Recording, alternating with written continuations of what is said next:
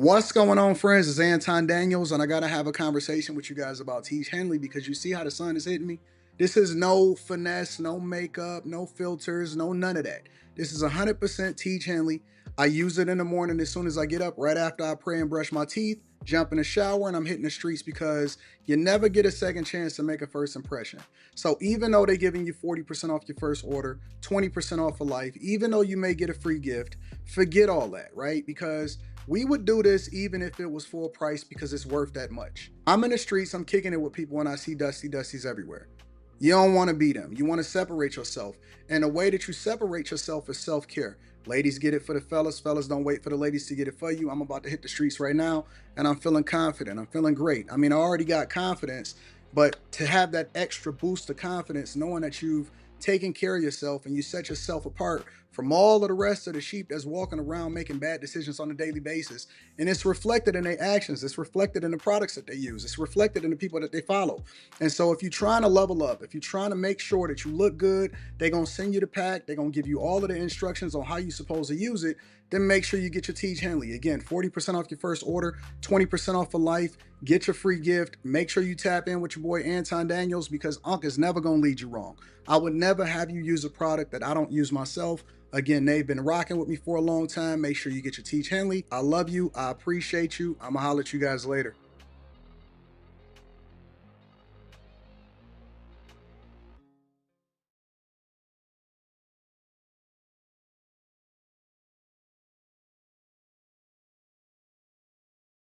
What's going on is Anton from AntonDaniels.com.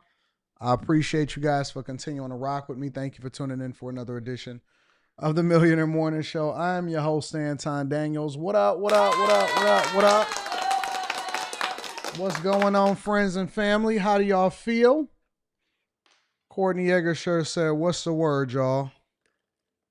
Progress. Oh, man. I didn't let some slip out.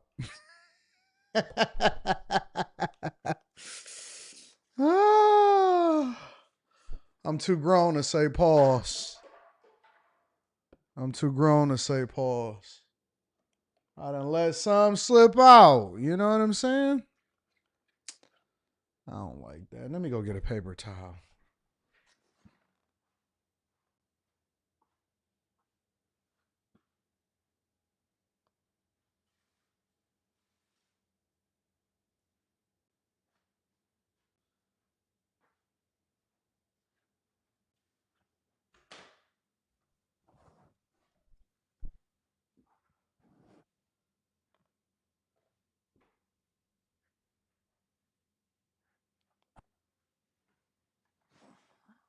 All right.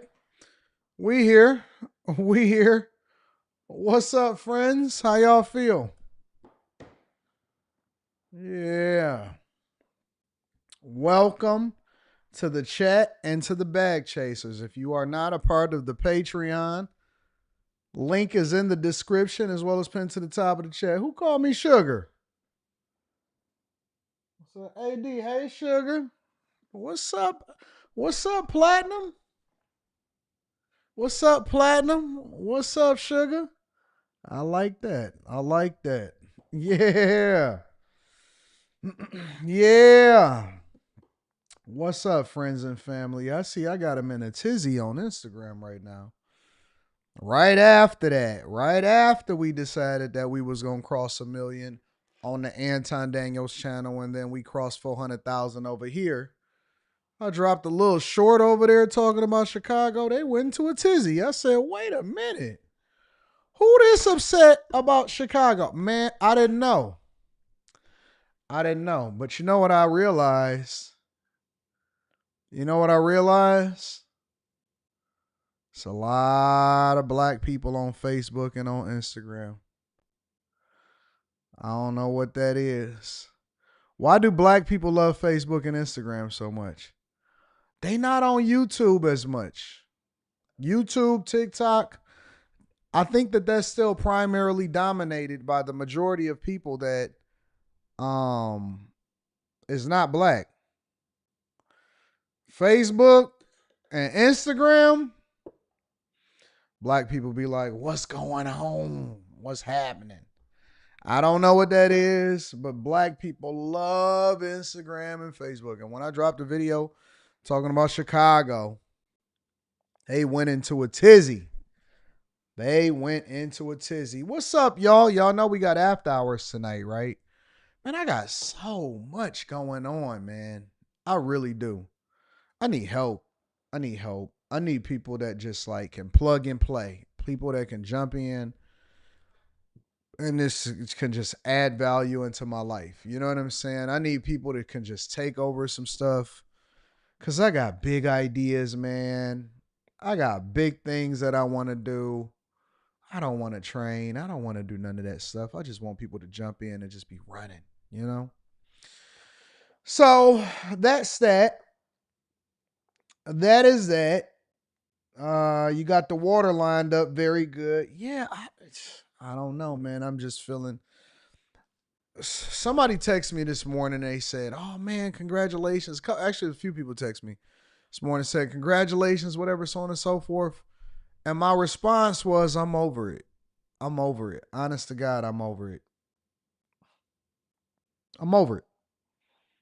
I had a day to celebrate, kicked it with people, responded to the text messages and all of that, and it's like, all right, I'm over it. It's back to the hustle. It's back to the grind.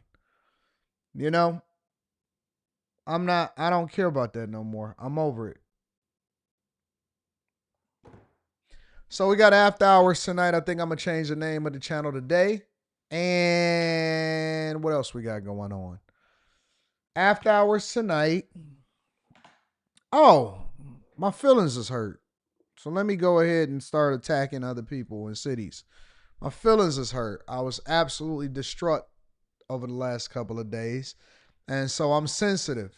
And so I'm going to tell you what I was sensitive about. I was really sensitive.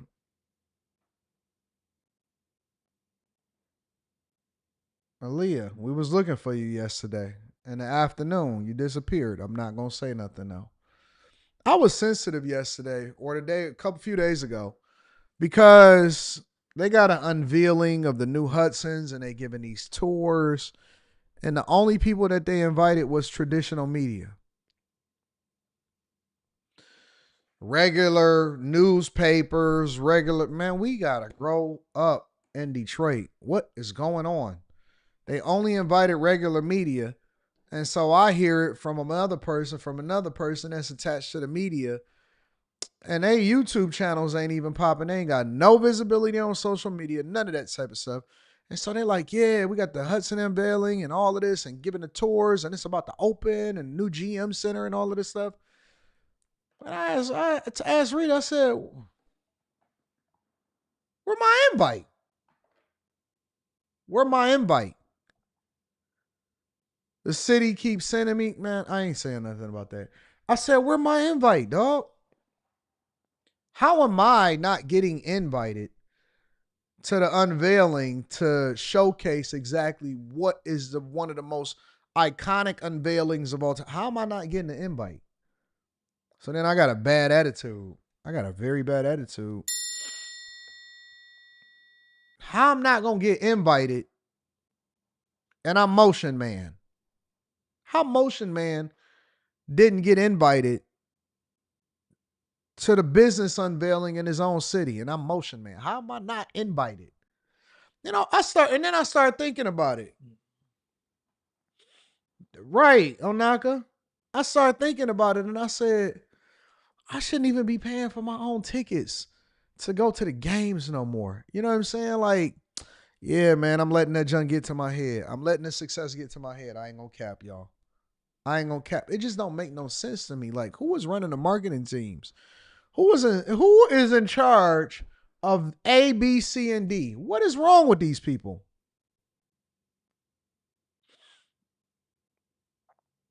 Who in charge? So then I got a bad attitude. And I'm trying to give people the benefit of the doubt. I ain't gonna cap. I'm trying to give people the benefit of the doubt.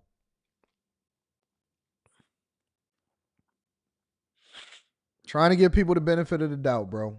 But because I know that behind certain things is just regular people. And maybe they don't know. Maybe they're not familiar with what's happening, who Motion Man is. But I am. I'm trying to give people the benefit of the doubt. But I was very upset and I was very bothered by the fact that I don't get the invites that I was supposed to get. And so now, you know me, when I get a bad attitude, I just work harder and I take my ball and I go home. I work harder, I take my ball and I go home. I said, you know what? I don't even want to go. Honestly, God, I don't even want to go no more. I don't want to get the second and third invite. I don't want to get the do the regular thing when the regular I don't want to do that. I ain't want to do that. I don't want to buy no place in there no more. I don't want nothing. I'm good. You got it. Taking my ball and staying in my little lane. That's a reminder. Okay, well, you know what? Don't get too big on your britches. Stay focused on your grind and stay out the way. I've realized that I'm not valuable enough. Here's the lesson. I give y'all these gems every day. Y'all need to tap in. Here's the lesson. Cause let me tell you what they keep doing. And keep inviting the same old that nobody cares about. Honest to God. And it's not that these people aren't significant. It's not that these people are not dope, but nobody cares. And I'm not even gonna name no names or nothing, but it's these same old legacy head, once was yesteryear, retired athletes looking same old. And it's like, come on, get with the new wave. Get with the new wave. Y'all gotta catch the wave. So what I've realized is, because I've preached this lesson often at times, is you just keep making yourself valuable. I'm not begging nobody. I'm not going to no invite that I'm not invited to. I'm not trying to catch it. I'm going to stay focused and stay working. And now, unless you come with a bag, then I don't want to talk about it. I'm not doing it. Anything that I want to do, I'm going to do it on my own dime. I'm going to keep grinding, keep hustling. And if anybody want to, like, if they want to come through from a business perspective, if the businesses want to play ball, I don't want to come to your free event. I'm not interested in kicking it with you. I don't want to come to your unveiling. I don't want to do none of that. So if I don't want to do it myself, if I'm not paying for it myself, I'm not giving nobody no businesses, no free visibility, no none of that. Matter of fact, where's some tape at? I need the tape up. I got any tape in here? I don't even want to showcase my water no more. I'm tired of this.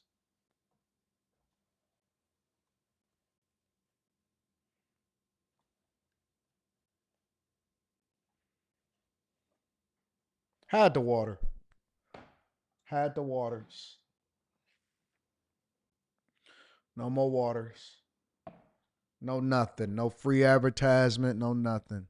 No none of that. Hide the Apple thing. All of that. What else we got up here? Is there anything else I got a logo on it that we need to hide the logos? Tomorrow we gonna be logo free up in this mug. No more. No more. I ain't going to your spot. I'm not vlogging in your spot. I'm dropping a new vlog today too. I'm back vlogging every day. I told you, I'm back in the mix. We got over 1,000 people now. All right, let's go ahead and get it popping. I'm not, bro. I'm not. No more free advertisement. No none of that for people. I gave everybody an opportunity. All of these years, I was like, yo, send me something. Remember that? Remember I said, hey, y'all, send me something to my P.O. box. I'll advertise y'all business for free. I'ma just give you visibility. Just work it out. Send me stuff, but make sure it's good. Don't send me no trash and ask me to advertise. People drop the ball. Hey, y'all, pitch me y'all businesses inside of the Patreon. I'm investing in businesses. I'm making sure that I'm sending out the cash. I invested in so many businesses. Had to be over 100 businesses over the years that I invested in. I just gave people a stimmy pack. I ain't want no equity. I ain't want nothing. People drop the ball. People drop the ball. Hey, invite me to your event. This and that, so on and so forth. Drop the ball. All right, well then I'm done then. I'm done. I'm done. Now it's all business. It's 100% business. If you ain't no bag chaser, if you ain't no Patreon, make sure you tap into the Patreon. Link is in the description as well as pinned to the top of the chat. I'm done. I'm done. All right, y'all. So y'all can catch After Hours tonight. Y'all know where to find it. We're going to get it popping. Y'all ready to go ahead and get started with the show? Now that I done got my rant off. All right. We got a lot to cover, a lot to choose from. So I'm going to jump in and out. I'm about to jump in and out of different things and get it popping. All right. Y'all ready? You said, I'm crashing out. You think I'm crashing out? No. You ain't seen crashing out. Now, I didn't crash out. I can show you a crash out. I'm just not in crash out mood. I've been up since 4 o'clock this morning working. And so now we on a Millionaire Morning Show. By the time y'all see me, I done already been up for 6, 7, 8 hours. You know what I'm saying? By the time I jump on, I done already been up for 8 hours. Y'all ready to get started with the show? I think I'm coming down with something. As soon as the weather changed, what the heck is that? As soon as the weather changed, I know started getting stopped up. We went from 80 degrees to 70, 88 degrees to 70, and 69 degrees. And then my nose started getting stopped up. I ain't like that. 392Q says, Derek Groves got caught in the ATL. Okay, well, let's start there then. Let's start there. Make sure y'all hit a like for the algorithm, subscribe to the channel, and turn on your notifications. And we're following breaking news this afternoon from Atlanta, where police say the final inmate from a New Orleans jailbreak has been captured. Derek Groves was taken into custody after a brief standoff with officers. Now, this comes months after Groves and 9 other inmates broke out of the New Orleans Parish Jail back in May. The New Orleans DA described the community's reaction in just the last hour. Everybody is sighing a collective sigh of relief, knowing that a person who was facing multiple life sentences is now in custody, and we look forward to holding him accountable for the crimes that he was already convicted of and the other crimes that he committed. All right, I want to bring in CBS News national reporter Katie Weiss. Katie, you've been following this story for months. We've been with you following this story. What can you tell me about Groves' arrest? Sure. Well, you know, it started like something out of a movie back on May 10th. No one can forget that day, actually May 17th rather. But then it really ended just as dramatically. We have seen that U.S. Marshals Task Force captured Derek Groves today. He was the last of 10 escaped inmates. They captured him at a home in Atlanta. Take a listen to how they did it. We deployed a number of canisters of gas to help move him throughout the house, which he moved to the basement of the house. Soon after, Clayton County K-9 was deployed in the crawl space of the location and found him in that crawl space. Now you might remember Derek Groves was convicted of 2 counts of murder. So certainly this was one of the inmates that officials really had their eye on. And they did say that no one else was inside the house at the time. All right, Katie, all 10 inmates have finally been captured. So what happens now? Yeah, so actually I think at this point now we just wait for Derek Groves to be extradited back here to New Orleans. But, you know, again, it was a slow process getting all 10 of these inmates captured. And I think also the next step is making sure that the jail is fully secured. You might remember that the inmates even taunted the officers as they left the facility back in May, writing messages on the wall saying too easy. They were laughing about how you know, lacking of security this facility was. And I even interviewed the sheriff. I'm looking at this right now, honestly, and I still can't tell you how they got out. I seen them shaking the door. I seen them doing a bunch of stuff. They said that they pulled the plumbing or the toilet off the wall or something like that. I still don't see how they got out. That right there, that picture right there, that don't tell me nothing. And maybe I'm just slow. Maybe I'm a C student, but I don't see it. I don't see how they got out. Right now, the fugitive captured in Georgia after escaping from a jail in New Orleans is in court. 11 Alive, Stefanich Haynock joins us live from the Fulton County Jail. And Steph, this comes after he was on the run for months. What's happening now? Yeah, that is right, Ariana. We know the extradition hearing is expected to begin at any moment for 28-year-old Derek Groves. Groves was located and taken into custody yesterday after he was found inside of a home in southwest Atlanta. This is a live look inside of the first appearance courtroom here at the jail right now. Dog look defeated, don't he? He shouldn't look defeated. He shouldn't look defeated at all. He should feel very much relieved that he's going to prison. Dog, you had part of spring, you had May through October, June, July, August, September, October. Bro, you was out for 5 months. You have 5 months of freedom. Y'all know this guy's supposed to be locked up for life, right?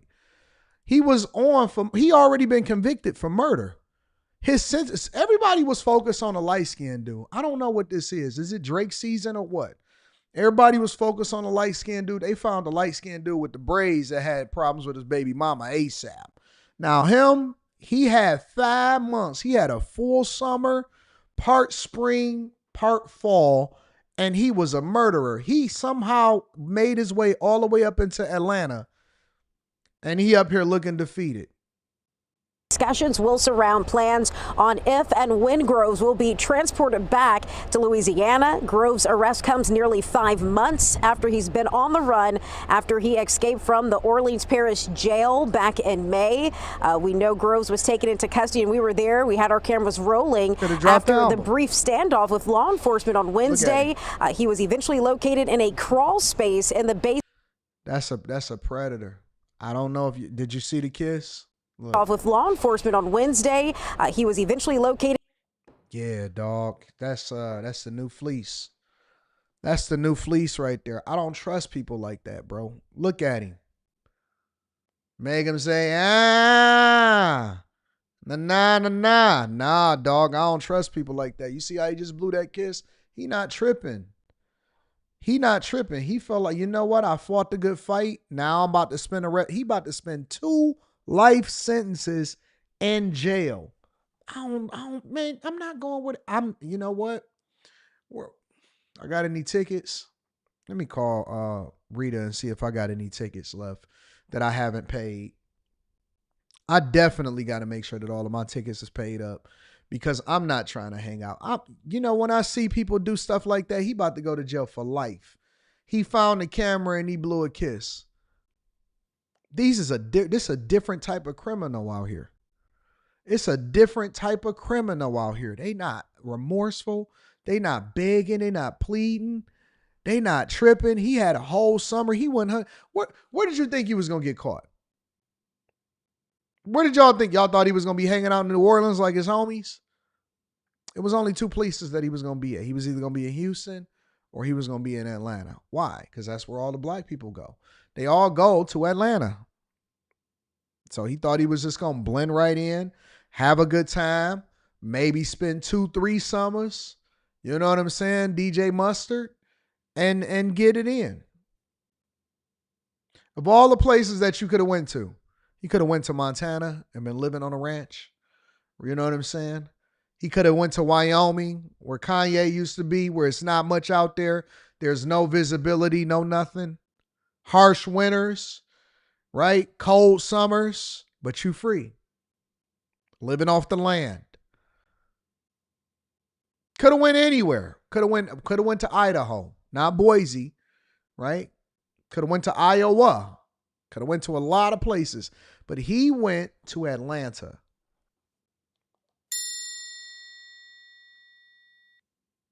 He didn't try to get to Mexico. You know what I'm saying? He didn't try to make it down there, Cuba. He didn't get to Cuba. He didn't get to none of that. He said, I'm going to go to Atlanta. ATL shouted and had a whole summer. Whole summer. In a crawl space in the basement of a home on Honeysuckle Lane. Groves and 9 other inmates at the Orleans Parish Jail escaped from the facility. Groves is now the last of the escaped inmates to finally be captured. We also know before escaping, Groves was already serving a life sentence for a murder charge dating back to 2018 when there was a shooting during a Mardi Gras block party. So that's a little bit of his history before he escaped. Again, that hearing is starting right now. Jay Ben said, who live in the Dakotas? Never heard of anybody in the Dakotas. That's the point.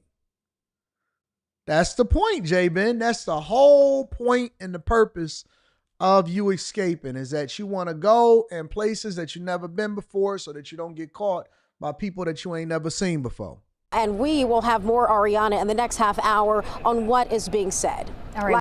Yeah, dog had a crazy summer. A super crazy summer. Sheriff a couple months ago, and she admitted that she was still working on getting, stronger locks in many of the doors across the facility. So those are some of the next steps.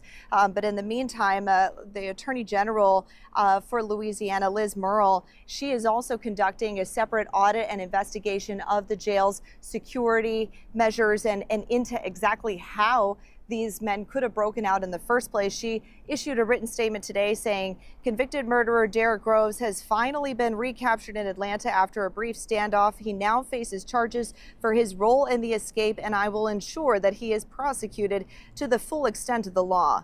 Excellent work by all of our law enforcement partners who have been working so hard for this outcome the past few months. I especially want to thank my investigators with the Louisiana Bureau of Investigation for their This was really about embarrassment. That's what this was. This was about nothing more than embarrassment, right? The reason that they wanted to catch him is because they didn't want this guy to continue to embarrass the law. They didn't. It's embarrassing not to be able to catch this guy. And you know how he got caught? A snitch. Somebody told on him. The same way that y'all can clean up y'all community. Somebody told on him. Probably owed somebody some money. They knew, you know what, dog, that's cool. You going back to prison. We'll never see from you again. Maybe he tried to holler at somebody's girl, Maybe he wanted to get it bust down for a real one. I'm sure he got some box. What I'm really curious about is what happens to all of the people. Because, see, remember, they was throwing all of them people in jail. There's baby mamas, girlfriends, mamas, cousins, sisters, homies. Anybody that was helping any of these people, they were throwing them in jail. They wasn't playing no games, no pass go, don't collect $200, no none of that. They were throwing everybody in jail. So what I want to know, A, is whose house he was in, who he was helping, and what's going on.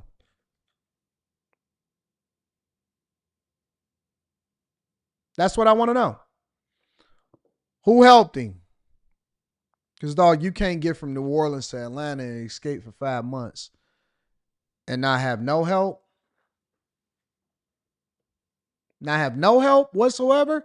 You ain't got no income, no job, no nothing. How you feeding yourself? I want to know the whole story. Again, we were focused on the wrong one. We should have been focused on Derek Groves. Instead, we was focused on the light-skinned one. They caught all of the rest of them. The rest of them, they ain't had no plug or something. You know what I'm saying? They were sleeping on the streets, trying to survive.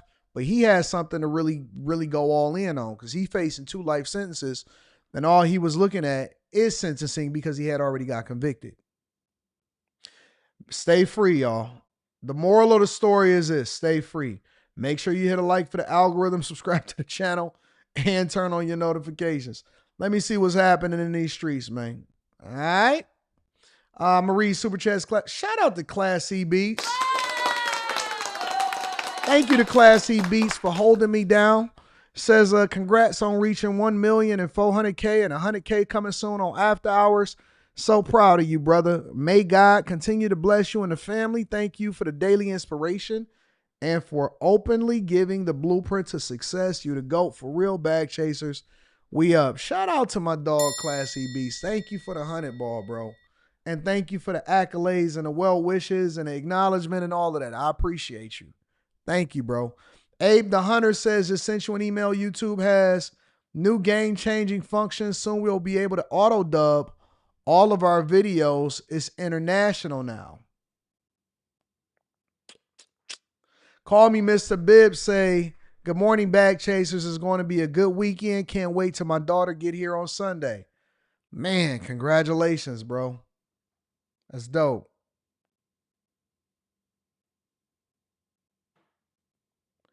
Chris Cunningham says, they see you, Time Dog. Just keep working.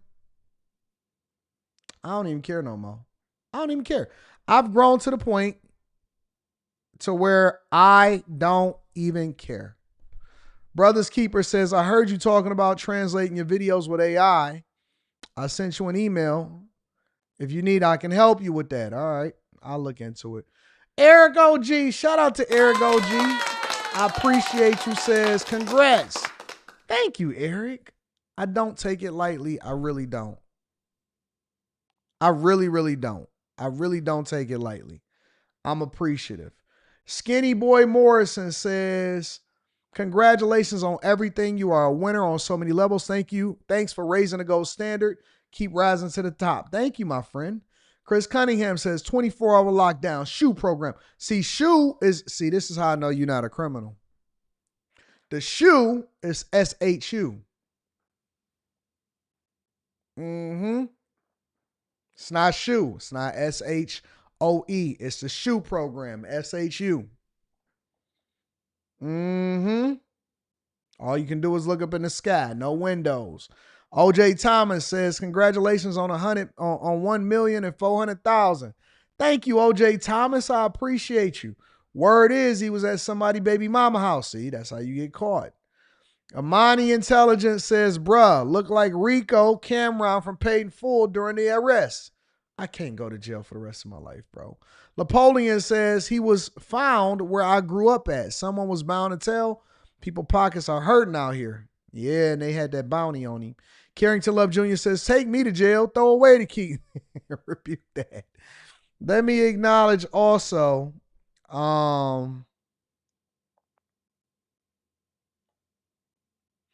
Mike that dude. I appreciate you, Mike that dude. Thank you, my friend. Trini Life, shout out to you. Heather, I appreciate you. Rand Wilson, Mick, what up though? Princess Williamson, I appreciate everybody. Thank y'all, thank y'all, thank y'all. All right, y'all. Let's get more into this government shutdown. I think it's day 9 or day 10. I'm starting to lose track. Man. Day 9, day 10? What day is it? Overnight, at least one U.S. airport had no air traffic controllers on duty as staff began calling out sick amid the government shutdown. Burbank Airport's tower was unmanned Monday evening, with a team in San Diego taking over operations. Clearance is closed, ground's closed, local's closed. The tower is closed due to staffing. California Governor Gavin Newsom slamming President Trump on X, writing, thanks at Real Donald Trump, Burbank Airport has 0 air traffic controllers from 4:15 to 10 p.m. today because of your government shutdown. Air traffic controllers are required to work through the shutdown, but will only be paid retroactively once it ends. What they think about as they're controlling our airspace is, how am I going to pay my mortgage? How do I make my car payment? The staffing shortages triggering delays at major airports across the country, including Newark, Denver, and Phoenix. Smaller airports could also be affected. The Transportation Department says funds for the program that allows air carriers to service rural areas will expire next week. Prior to the shutdown, the FAA had already been facing staffing shortages. The Air Traffic Controllers Union saying it will continue partnering with the Department of Transportation to supercharge controller hiring and ensure America's aviation system remains the safest and most efficient in the world. I've been hearing about people that work in the aviation industry. Some TSA members. I don't know how true it is for TSA members. I seen one girl that was saying that she was a little bit bothered by the shutdown. She didn't actually say what she did, but she was on social media and she was talking about the shutdown. And she was saying that even though you furloughed, that it was hurting her because she needed money immediately. And so what she was trying to do was she was trying to get into gig work so that she can cover herself while still working her regular job and paying for her to get to and from. Also on top of that, she was a single mother, and she was saying that she was just needing money to float her. I know during the auto workers strike, right? They had like special programs where like credit unions and stuff would loan them money and bridge them until they actually got their next paycheck and stuff like that. And they got back to working once they got things back in order. But for furloughed employees, it's a little bit different because you are actually still getting paid. You're just going to get that back pay. You're going to get that retroactive pay. And so once your check hit, it's like going to be one big check because you're going to have a bunch of checks all combined into one. But the one thing that I'm trying to understand, though, and that I can't figure out is that we see the threat, at the very least, a threat of a government shutdown regularly, at least once a year, maybe twice, at least once a year, maybe twice. So here's my question. If you do a job, right? Because I know that there's a lot of people, according to studies, up to 60% of people is living paycheck to paycheck, right? And if you do a job where you know that it's a possibility of a government shutdown and you see this coming, it seemed like people would better prepare themselves. No? No? Keisha says, when I lost my job the last time, I learned always have a side hustle or a second job to have extra money. I'm chilling with this government shutdown. See, there you go. And then when you get that bag, you get that bag. You know what I'm saying? Air traffic controllers, they say that they make a crazy amount of money because they work so much overtime. Air traffic controllers, they're also saying that they are tired. They don't want to work as much overtime. They want days off. They want some more people. Have anybody ever considered going into air traffic control? I know that it's like a very important job. There's a lot of places. I was talking to somebody and I was telling them, I said, because they was talking about going to Vegas and all of this stuff. And I said, yeah, I'm kind of sitting tight for right now. I got a couple trips planned soon. I'm pretty sure that the government will be open at sometime next month. Again, I was telling y'all that I'm supposed to go to Croatia. That should be interesting. That should be interesting. I'm supposed to be going to Croatia next month. So I don't know how that's going to work out with all what we got going on over here and all of that, but you know me, I'll adjust. But this government shutdown, it seemed like people would be better prepared for it, no? America's aviation system remains the safest and most efficient in the world. President Trump is now calling on Democrats to reopen the government, writing on Truth Social. One of the most stressful jobs in the U.S. on their failed health care policies or anything else. But first, they must allow our government to reopen. Earlier, he implied negotiations are already underway. We have a negotiation going on right now with the Democrats that could lead to very good things. But Democratic Senate Leader Chuck Schumer denying any talks are happening, saying it's up to the president to end the shutdown. He's in charge. His party holds majorities across the government. So Americans naturally and correctly believe the burden is on him to fix this mess. What you believe has nothing to do with the truth. Ain't y'all tired of Democrats lying to y'all? Y'all not tired of Democrats lying to y'all? It doesn't matter if we control all three branches of government, you still need 60 votes, which means that Democrats have a role to play in keeping the government open. And they're supposed to be negotiating and debating throughout the year. That's your job, not just at times where there's deadlines. Your job as a Democrat is to make sure that you keep the government open while also negotiating and crafting policy that would benefit Americans. But they failed over and over again. And you know what the worst part about this whole situation is? When you see what they're fighting for. When you see what they're fighting for.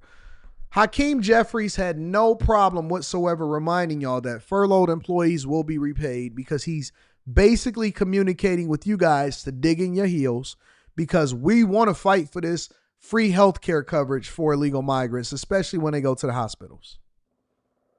They not fighting for a stronger neighborhood. They not fighting for anything that's meaningful for you.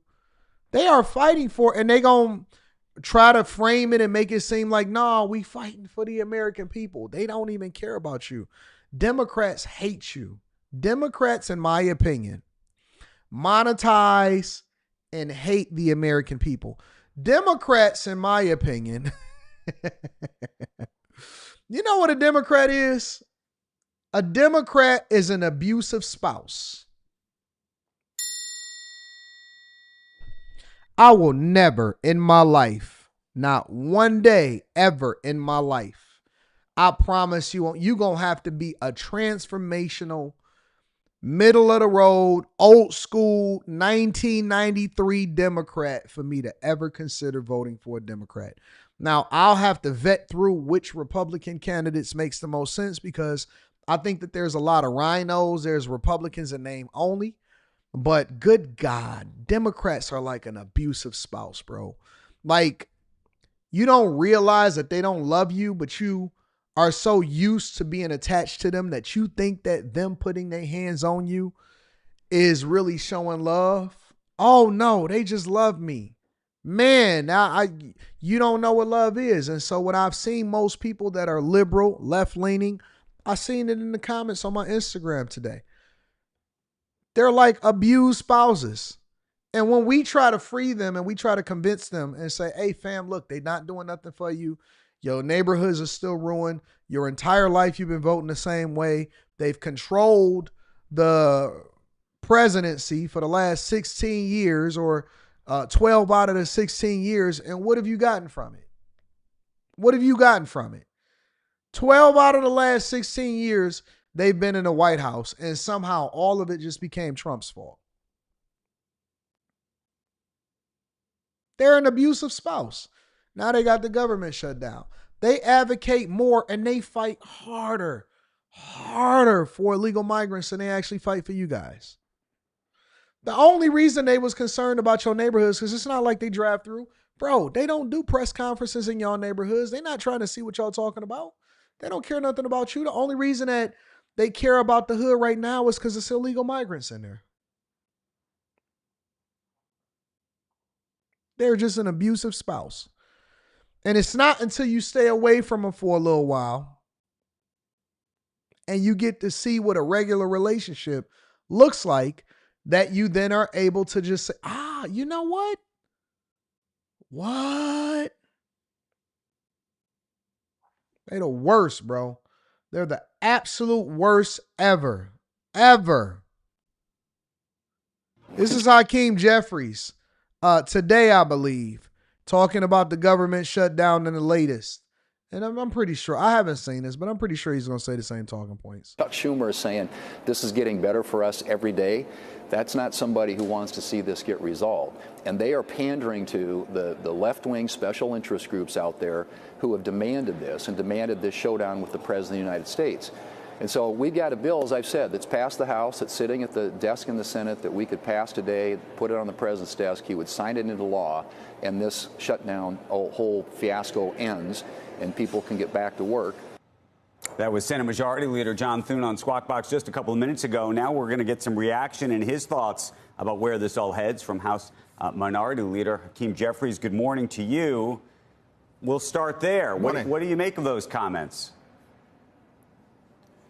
Well, our view is that we will sit down anytime, any place with anyone here at the Capitol or back at the White House, including with the President, in order to reopen the government, find a bipartisan path forward to enacting a spending agreement that actually meets the needs of the American people and improves their quality of life as opposed to hurting everyday Americans. And of course, anything that we do has to decisively address the Republican health care crisis that is real. It's not fake. It's not irrelevant. It's not random. It's a real health care crisis, including the urgent need to extend the Affordable Care Act tax credits for tens of millions of Americans who are about to experience dramatically increased premiums, copays, and deductibles. How come they don't call it Obamacare anymore? Have y'all noticed that? That they don't even label it Obamacare anymore. They call it what it was named, the Affordable Care Act. We need to extend it. I think that we need to tear the healthcare system down entirely and rebuild it from the ground up, because the one thorn in our side is that you see a lot of these liberals running around talking about how they deserve healthcare. Have y'all seen Canada's system, how destructive it is? I know people that come down to America to actually see a doctor. You can't even see a doctor in Canada unless you are in an emergency, and then you stuck in an emergency room sometimes for hours before you can actually see somebody to address your issues. And then the emergency rooms become overwhelmed because people can't do preventative care and see a doctor because it is sponsored, government sponsored, which means that they're going to tax you out of your socks. And then you got these socialists running around and these middle of the road Democrats that continue to try to push for Obamacare. Obama. Hey, Hakeem. Hey, Hakeem. They tell me you're trying to be like me. Yeah? Yeah. You can do better. You can do better. They call you Timu Jeffries. Well, talk to Michelle. Michelle said no. She doesn't really care for it.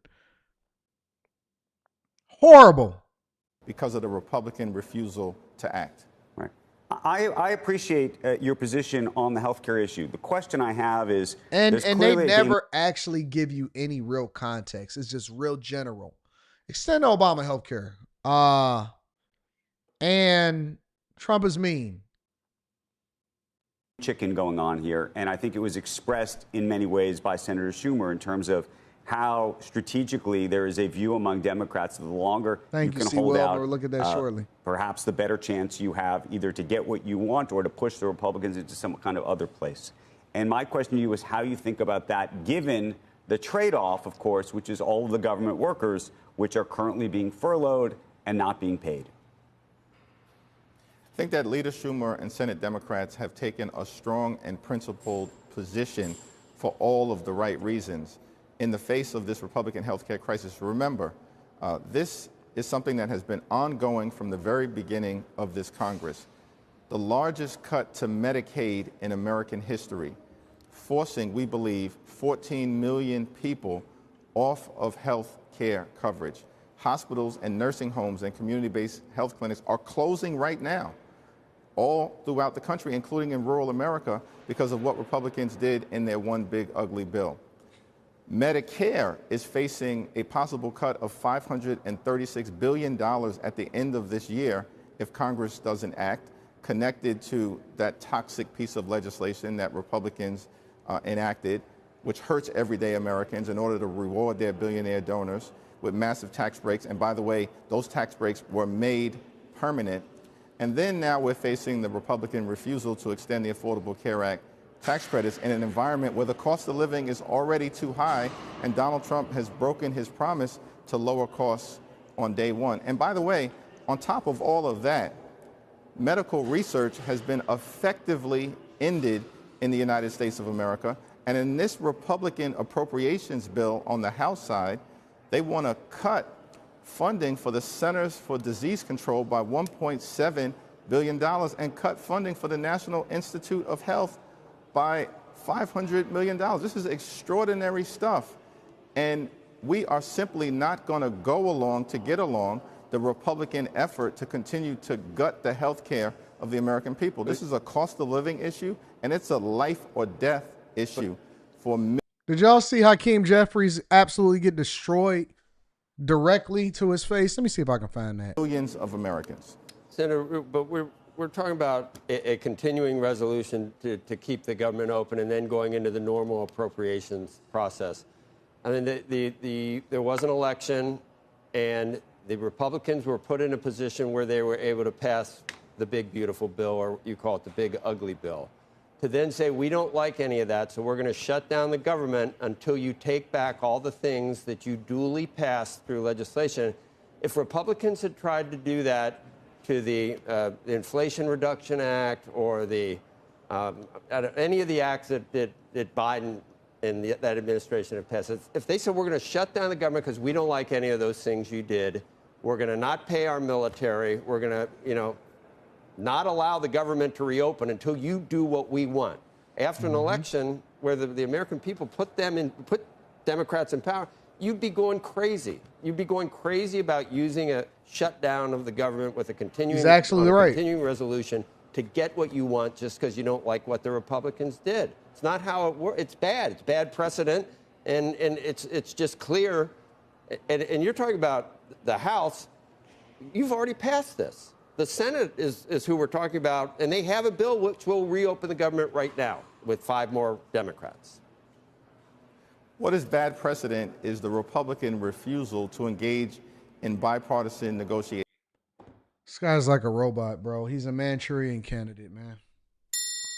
He just got read the riot act and it was direct. He said, if this had happened to y'all when Biden was in office, you guys would be crying foul and you would be losing your minds. And he has no response. And so what he's going to do is say the same thing over and over. What's bad is Republicans refusing to come to the table and come with a bipartisan bill to make sure that the government stays open and that most of the people can stay on healthcare coverage, because you're going to see an explosion of co-pays and the amount of money people have to pay to make sure that they can feed their families. Same thing over and over again.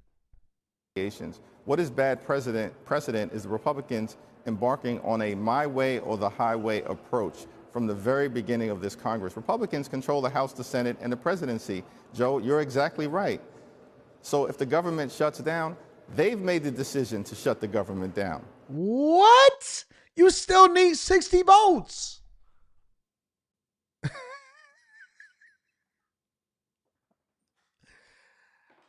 Oh, Timu Obama.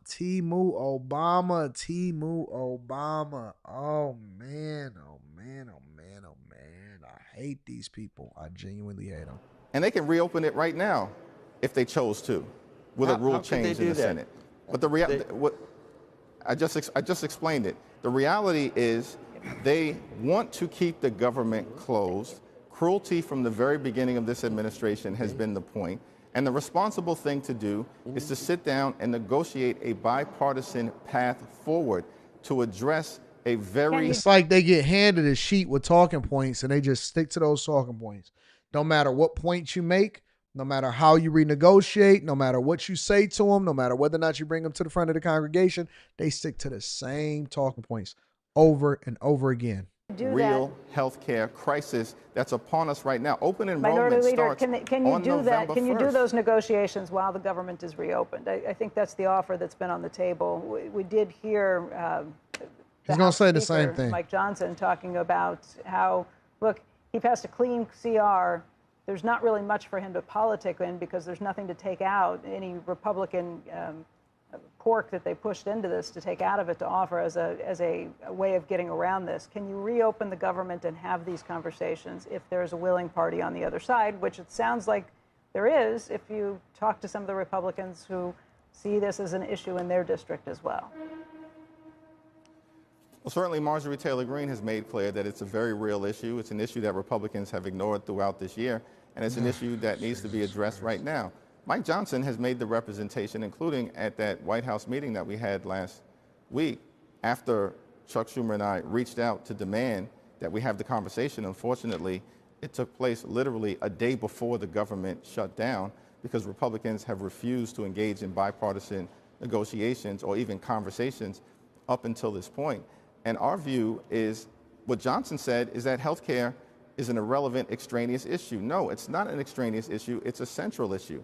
And we need to deal with it right now. And we're willing to sit down and have that conversation. We want to reopen the government. But you're not going to fix this. That's a negotiation that is going to take a very long time. Employees, including the military, are not going to get paid on October 15th. Can you have these negotiations? And that's an issue that we believe should. And that's an issue that we believe should be dealt with respect to our troops in a bipartisan way, in a manner that it has been dealt with in the past in previous shutdowns, in the past, you've had appropriations in bills October that had already of been 2013. For the right. I'm talking about in October of 2013, where as a standalone issue, the military pay for our families and men and women in uniform was dealt with. That's what I'm making reference to. So who should get paid besides the military? You think the TSA agents should get paid? Where does the line stop for who gets paid and who doesn't? The law requires everyone to be paid, and unfortunately, Donald Trump has once again suggested that no one is going to get paid, which to me is consistent with the efforts to undermine I the hate rule him. of law I hate that this we've guy seen so from this much. administration from the very beginning. Listen, our position just remains clear. We just want to have a serious bipartisan discussion about reopening the government and enacting a spending agreement that meets the needs of the American people. And we disagree with the notion that the March partisan continuing resolution, which they put before us once again, is actually clean. No, it's not. We opposed it in March because it represented, in our view, an attack on veterans, an attack on nutritional assistance, an attack on women, infants, and children funding, an attack on housing affordability, and an attack on health care. That's not a clean continuing resolution in our view, and it was not bipartisan. Certainly that wasn't the case in the House. But Leader Jeffrey, I mean, we know that there are, varying opinions on both sides of the aisle, sharply differing opinions on how to do everything. And you've just outlined a lot of things that Democrats, a lot of problems they have with Republicans. Republicans have a laundry list of things that happened during the Biden administration that they feel the same way about. And I guarantee if they had shut down the government and said, we want a bipartisan talk on doing all this, but what Republicans want, Democrats, their hair would have been on fire. Democrats would have said that's not the way to do it. You can't do it through a government shutdown. And now you're employing that same tactic on what I'm sure you feel are very important issues, but it just looks like, politics as usual to a lot of people. I think this is very personal for the American people who are at risk of literally experiencing thousands of dollars. Somebody honestly should just be like, hey man, are you listening to what I'm saying? Or are you programmed? Hey, can somebody wipe his programming so that he can actually have a conversation like a regular person? Are you hearing the words that are coming out of my mouth? You make sure that the government is funded. You make sure that you continue to negotiate after the government is open so that you can get a clean slate of what it is that y'all expect in a bipartisan agreement. What is there so hard to understand about this? This is not rocket science.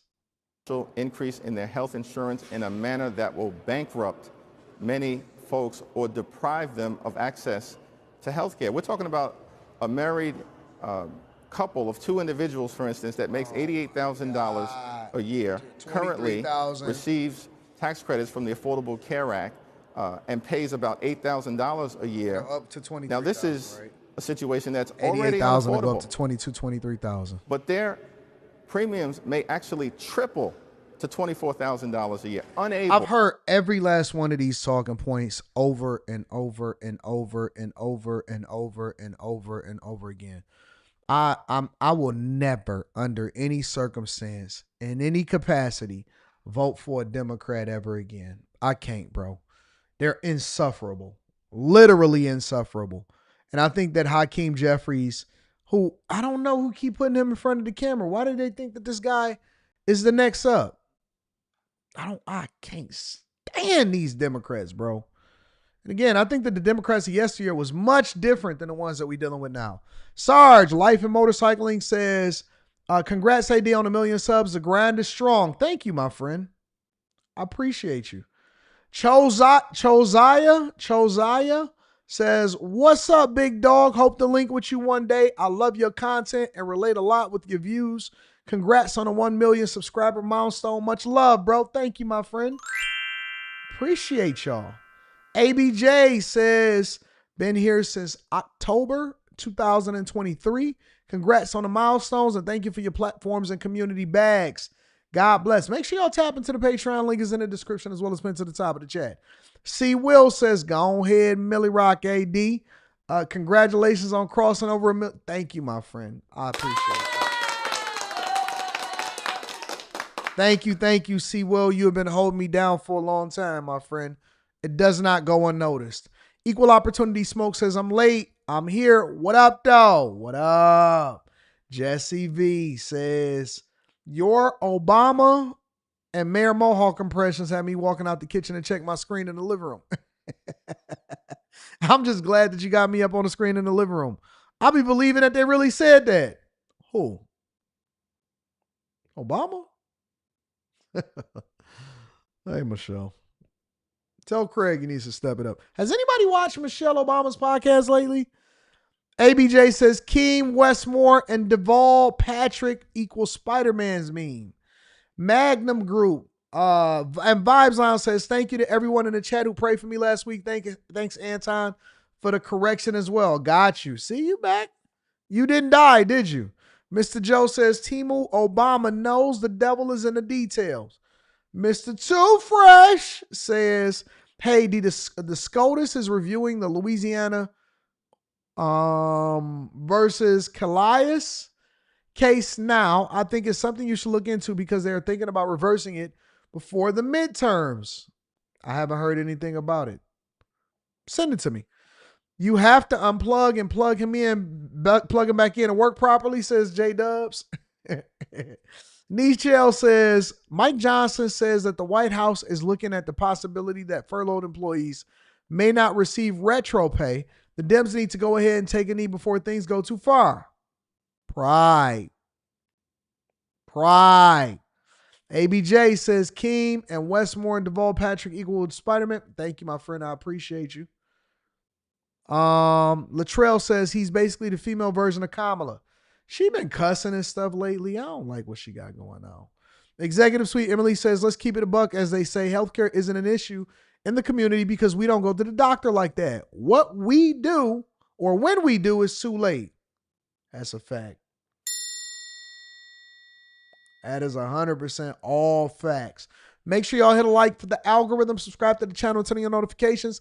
If y'all have not tapped into the Patreon, a link to the Patreon is in the description of the most recent video. I'm sorry, the link to the Discord is in the description of the most recent video inside of the Patreon. The link to the Patreon is actually pinned to the top of the chat. All right?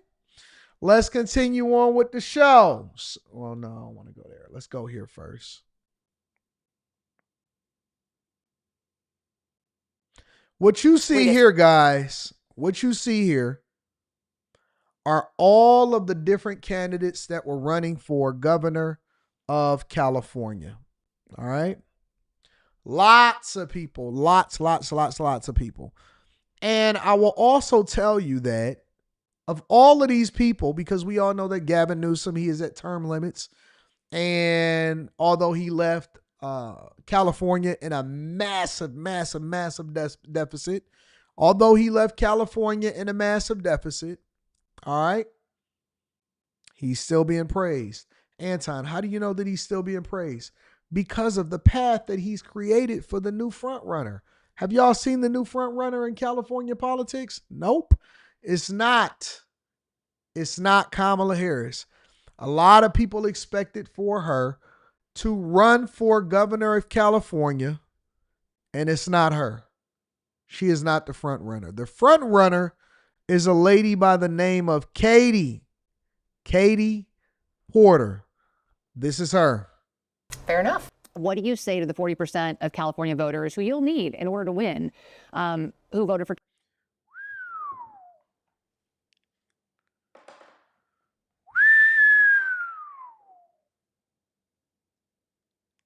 They get bigger, they get paler, and they get more liberal every day. This, before you hear what she has to say, her name is Katie Porter. She is the front runner for governor of California. I've done a little bit of digging, a little bit of research. She's a self-admitted single mother. That's correct, Nichelle. Big back. Big back, big back, big back. Here, I'm going to play for you some previous footage of her that has recently resurfaced. And I want y'all to understand that for whatever reason, she feels compelled to wear the exact same hookup in every single major meeting. Whenever she got an interview, whenever she got to do a live stream, whenever something is happening, she wear this green, unflattering, show it to you. She wears this green dress. Okay? I will tell you that she's way worse than Gavin Newsom. I know that's hard to believe, but if we've learned anything from Chicago, we know that we are not at the bottom. All right? Now, so let me play for you a little bit of what she was going on or what she went viral for before. Also doing work on how to make electric vehicles affordable costs when you, which is 100. You ready for stat number 2? I am. All right.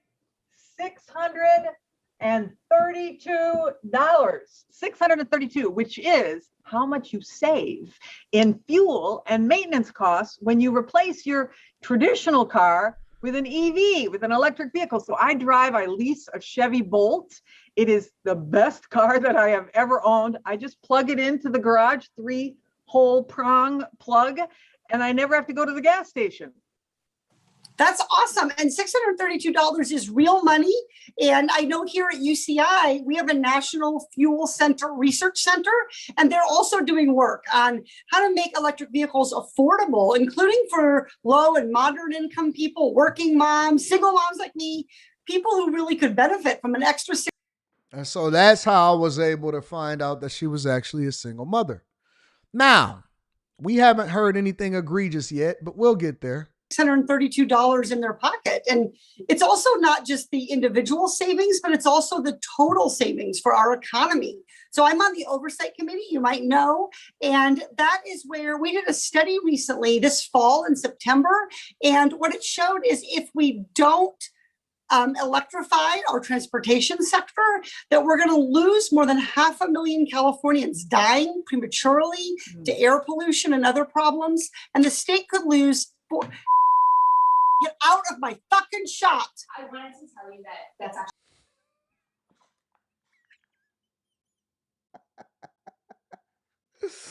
Let me rewind that for you. The part that's bleeped out, I think, is the name of the person. Our transportation sector, that we're going to lose more than 500,000 Californians dying prematurely to air pollution and other problems. And the state could lose.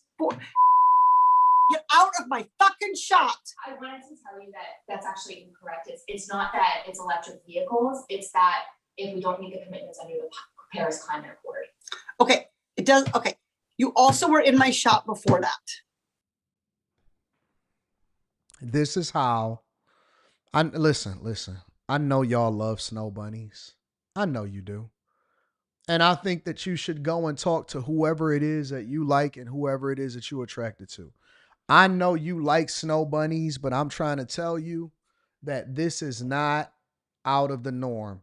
Y'all sit here and talk to us and say, oh no, they more submissive.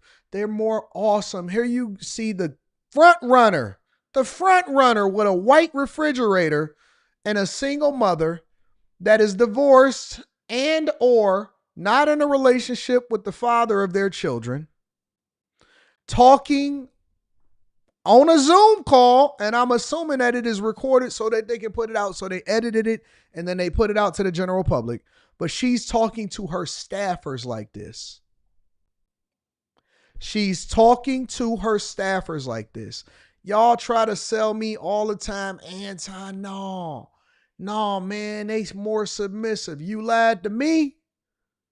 I know that these snow bunnies be in there beating y'all in the head, throwing y'all against that white refrigerator, tearing y'all out the frame, kicking y'all butt and taking names. I know they do. They don't even look at y'all as husbands or as men. They look at y'all as providers and partners.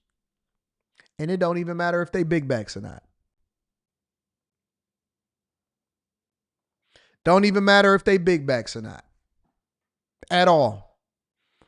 They got high shoulders, short hair, and if they wasn't running for governor of California as the front runner to replace Gavin Newsom, they would have a bullnose ring, a septum ring.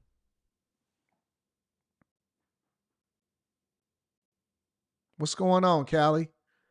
What's going on? Well, let me go ahead and play what's going on in this interview. So it was an interview with a whole bunch of candidates, but this was her interaction with the reporter. Trump. How would I need them in order to win, ma'am?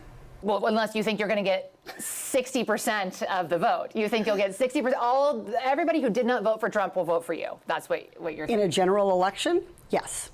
If it is me versus a Republican, I think that I will win the people who did not vote for Trump. What if it's you versus another Democrat? I don't intend that to be the case. So how do you not intend that to be the case? Are you going to ask them not to run? No, I'm saying I'm going to build the support. I have the support already in terms of name recognition. And so I'm going to do the very best I can to make sure that we get through this primary in a really strong position. But let me be clear with you. I represented Orange County. I represented a purple area. I have stood on my own 2 feet and won Republican votes before. That's not something every candidate in this race can say. If you're from a deep blue area, if you're from LA or you're from Oakland, you don't have an experience. But you just said you don't need those Trump voters. Well, you asked me if I needed them to win. So you don't think I feel you like need this them is to win? unnecessarily argumentative. What is your question? The question is the same thing I asked everybody, that this is being called the empowering voters to stop Trump's power grab. Every other candidate has answered this question. This is not Correct. And I said I support it. So, and the question is, what do you say to the 40% of voters who voted for Trump? Oh, I'm happy to say that. It's the do you need them to win part that I don't understand. I'm happy to answer the question as you have it written, and I'll answer it. And we've also asked the other candidates, do you think you need any of those 40% of California voters to win? And you're saying, no, you don't. No, I'm saying I'm going to try to win every vote I can. And what I'm saying to you is that... Well, to those voters, okay, so you... I don't want to keep doing this. I'm going to call it. Okay. Thank you. You're not going to do the interview with us? Nope, not like this. I'm not. Not with 7 follow-ups to every single question you ask. Every other candidate has answered I don't our care. follow-ups. I don't care. I want to have a pleasant, positive conversation, which you ask me about every issue on this list. And if every question you're going to make up a follow-up question, then we're never going to get there. Ms. And Porter, we're just going to circle around. I am an investigative I have never had to do reporter. this before, ever. You've never had to have a end an conversation interview. with To end a an reporter? interview. Okay, but every other candidate has done this. What part of I'm me? I'm running for governor because I'm a leader. So I am going to make... So you're not going to answer questions from reporters? Okay, why don't we go through? I will continue to ask follow-up questions because that's my job as a journalist, but I will go through and ask these, and if you don't want to answer, you don't want to answer. So nearly every legislative... I don't want to have an unhappy experience with you. And I don't want...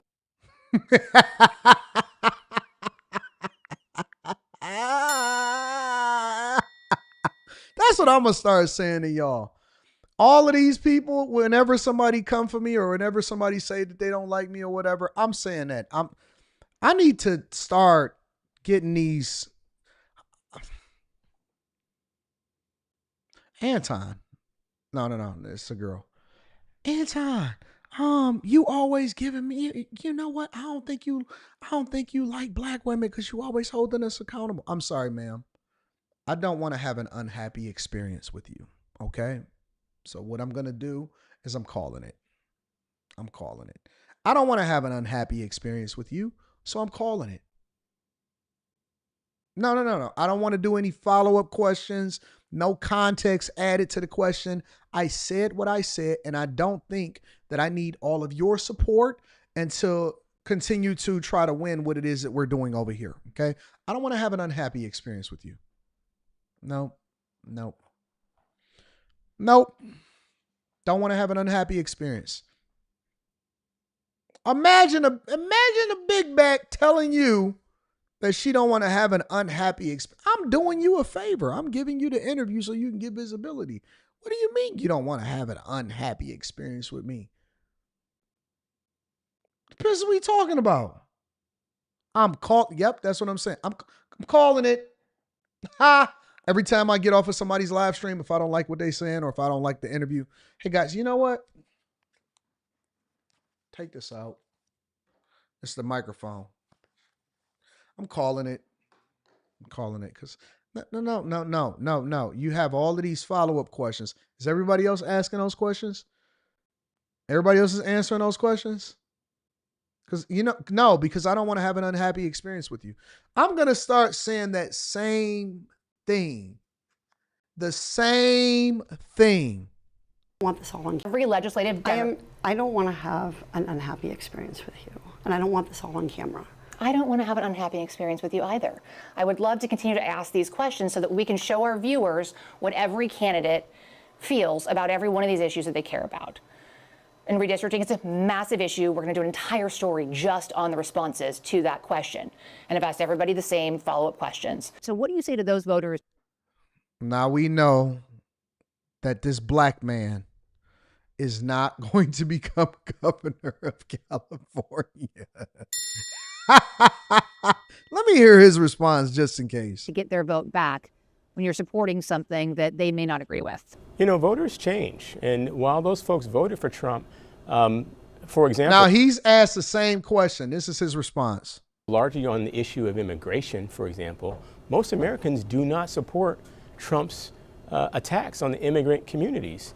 Something like 70% of Americans are saying they do not support that, and they want to see a path to citizenship. And so just because 40% of Californians or Americans voted for Trump, that doesn't mean that they support every policy that they have. I'm certain that they don't agree with the policies that he's using to attack education, closing the Department of Education, taking away $1 billion from our state. I'm certain that this is not what they voted for. Many of them think that they voted for getting some relief around gas prices and grocery prices, but what have they seen? They haven't seen that yet. But this is a power grab, and we have an opportunity to block it and to protect California's interests and to do it in a way that is transparent. You mentioned it earlier. Well, here's the thing. I agree with you. Got flavor. He is wrong. He is 100% wrong, but it doesn't matter. The thing that we're evaluating is how you respond. This is why I personally don't think that the overwhelming majority of women need to be in leadership. This is why I don't believe the overwhelming majority, and I'll stand on that. I don't believe it. Are there women leaders that are good leaders? Yes. Are women capable of being in leadership?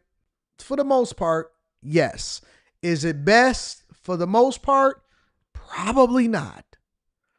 Because it has nothing to do with whether or not he was wrong or not. Of course we know that he's wrong. Of course we know that the majority of Americans, as evidenced inside of the election, wants Trump to tackle immigration. Of course we know that even black people, as much as they act like they don't like Trump because they was all on Trump's nuts,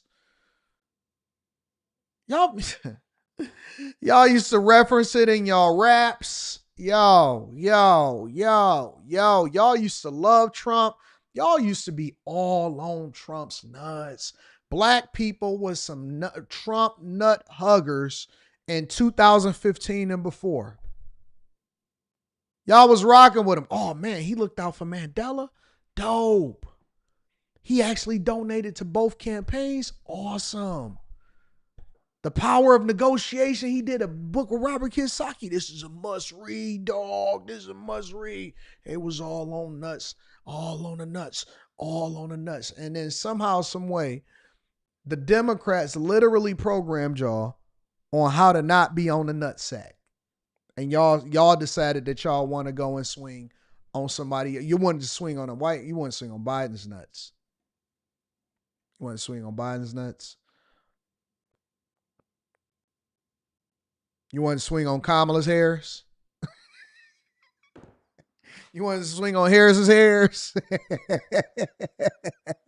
So we know that he's wrong. It's not about if he's wrong or not. It's about how wrong are you and how did you answer the question? He was still amicable. We can still, listen, I meet people where they are. I meet people where they are.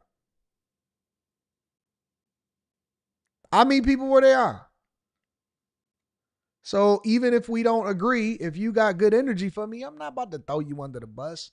I'm not about to do none of that. Playback Room says, why is Anton on Chicago neck like that? Oh, don't worry about it. I'm going to show you. I'm going to show you in the next segment exactly why I'm on Chicago's neck like that. My foot all the way on the neck of Chicago, and I'm going to just continue to stomp on it. What y'all going to do? Don't worry, we'll get there. Right now, we addressing the big back. Shout out to the big back. Katie Porter is her name. Don't worry, we may be seeing more of her if Californians and people in Los Angeles decide that they want her to become the governor now that Kamala Harris is out of the race. Make sure you guys hit a like for the algorithm. Subscribe to the channel and turn on your notifications. Let me get these super chats so we can talk about it. I'm going to address Chicago. I want to be absolutely transparent with you guys on why Chicago has become my number one punching target. All right? Mike Tyson's Punch Out. Mad Group says, you dig? A milli. A million here, a millionaire.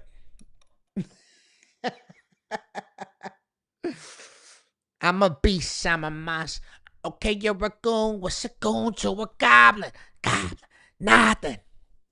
Shout out to my dog Magnum Group. I appreciate you. Equal Opportunity Smoke says, did you see Miss Porter used to abuse her husband?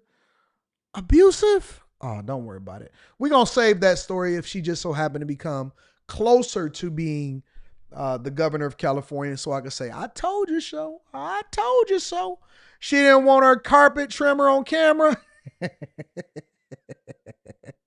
Latrell M says, I don't trust her. She looked like Jigsaw. Well, you know they age like milk. You know what I'm saying? Lex, please. What up, Lex? Y'all can catch Lex tonight on After Hours. Says, good afternoon, AD. Shout out to the bag chasers. Make sure y'all tap into the Patreon. Link is in the description if y'all want to run up a bag. We got an upcoming live stream I got to talk about. We're going to talk about AI. We got a lot to talk about today. It's a lot of stocks that we got to go over. A lot of things that we need to invest in. All right. Katie Pork, not Porter, says Sifo. Aaron L says that dress went from dark green dress to worn out green. The dress is distressed. Big Truck says, shout out from Toledo, Ohio. Let me get my people over there in Toledo some salutes. Keep giving great info and congrats on crossing 1 million subs. Plus that payroll Giovanni is fired. Man, payroll might owe me some residual checks. Tyler says, 80 off topic, but what are your favorite eyeglass brands? Patreon on it. Bag Chaser, Versace, personally. I only wear Versace. That's it. And you know what? Maybe I'm just inspired by hip hop, the culture. Biggie. I like Versace. I like aviators, anything aviator. I love aviator glasses. I like the Louis Vuitton aviator glasses also, but Versace, hands down, they have the best looking glasses by far. There is no glass that looks better than Versace shades. You know what I'm saying? That's just the facts. Now the ladies, they may switch it up a little bit, but Versace's is just straight up classic, old school mixed with the new school, stylish, straight up frames, hard on the frames. It's dope. Straight up. All right. Amani Intelligence says, I hate to say this, but California deserves her. She's a great representative. Yeah. Let me see what else we got popping off in here.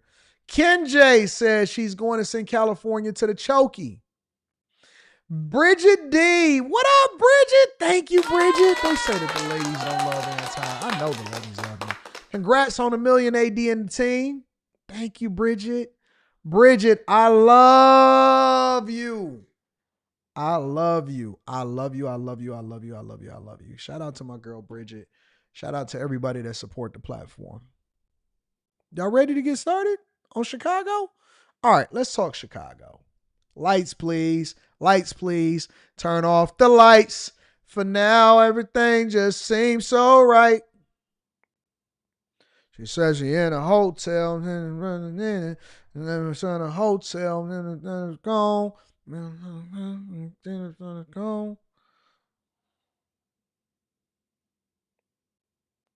Chicago. Shutdown. Chicago. Home of Obama. Hey, Michelle. Is my presidential library up and running yet? It's supposed to be looking like Wakanda. Looks like a prison. Now, look, listen. I know you and Craig, you got your podcast and, you're doing your thing. But you're kind of making me look like Will Smith. No. Wait a minute. I need you to understand something, okay? I need you to understand this. I know that you don't get it.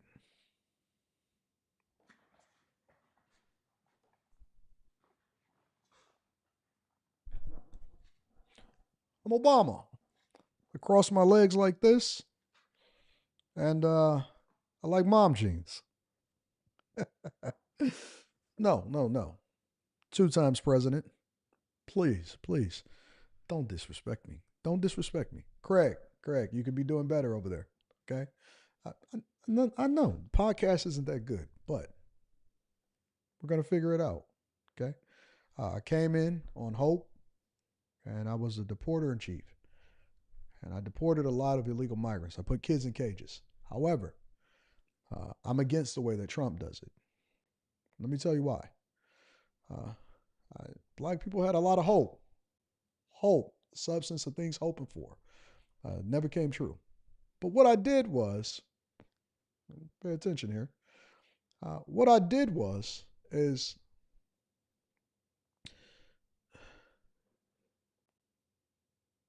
it's hope. It's just more hope. Don't worry about it. It's all hope. Hope. The only people that really gain out of this thing is the LGBTQ rights community. And I had a mentor when I was growing up. And the mentor is a little gay. A lot of gay. This is back when I was Barry. Barry Santoro. Y'all gotta give me a second. Let me work through this. Back when I was Barry. You know I'm from Chicago, right? Sometimes I go back. Cubs. Yeah. And it was LGBTQ. I had a gay mentor, and he told me. I was a couple jokes here and there when I was talking to white girls before I got with Michelle. Went all the way black. And told me, said, Barry, get it together. Stop teasing us. From then on, became a huge advocate for the alphabet community. That's why I push for gay marriage. That's why I push for trans books. You see? See what the strategy is? Trick black people. Tell them one thing. Move out of the hood. Yeah. So, we got Brandon Johnson also. So, this administration, I talked to the Archdiocese, and as we matriculate through Chicago streets, we have crime down, and we just need $800 million more from the Trump administration. But instead, this administration, and he's senile, we know that the Trump administration is going to militarize and dehumanize the people of Chicago. And I don't know. It's like he wants to send a point. Chicago is the staging ground. And I talked to the Archdiocese. Chicago is a staging ground for the militarization of our citizens. So we got Obama. We got Brandon Johnson. We got Fatback Pritzker. You got Kanye. Chance the Rapper. He made a whole album about being married and now he divorced. I mean, what's not to like about Chicago? I mean, for God's sakes, you guys have lost a football team. You lost a football team, for God's sakes. All right? You guys have a $1.15 billion budget deficit. You had a mayor who was the first LGBTQ mayor that was truly selected based off of diversity, equity, and inclusion and her identity. You have a school system that is failing at $734 million in a budget deficit. You told your police department to cut their funding by $90 million and you're already down over 1,300 police officers. You have a mayor that has a mohawk. What's not to like? What's not to like? You have a mayor on a national stage wearing a mohawk. Your neighborhoods are overran and filled with illegal migrants. You passed the Safety Act. And you know what the worst part about this whole situation is that y'all did it to yourselves. What's not to hold accountable? Why am I having this conversation with you guys? Because I want you to do better. This is just like when black people say, why you getting on us? Why you telling us that we need to hold ourselves accountable? Because I want you to do better.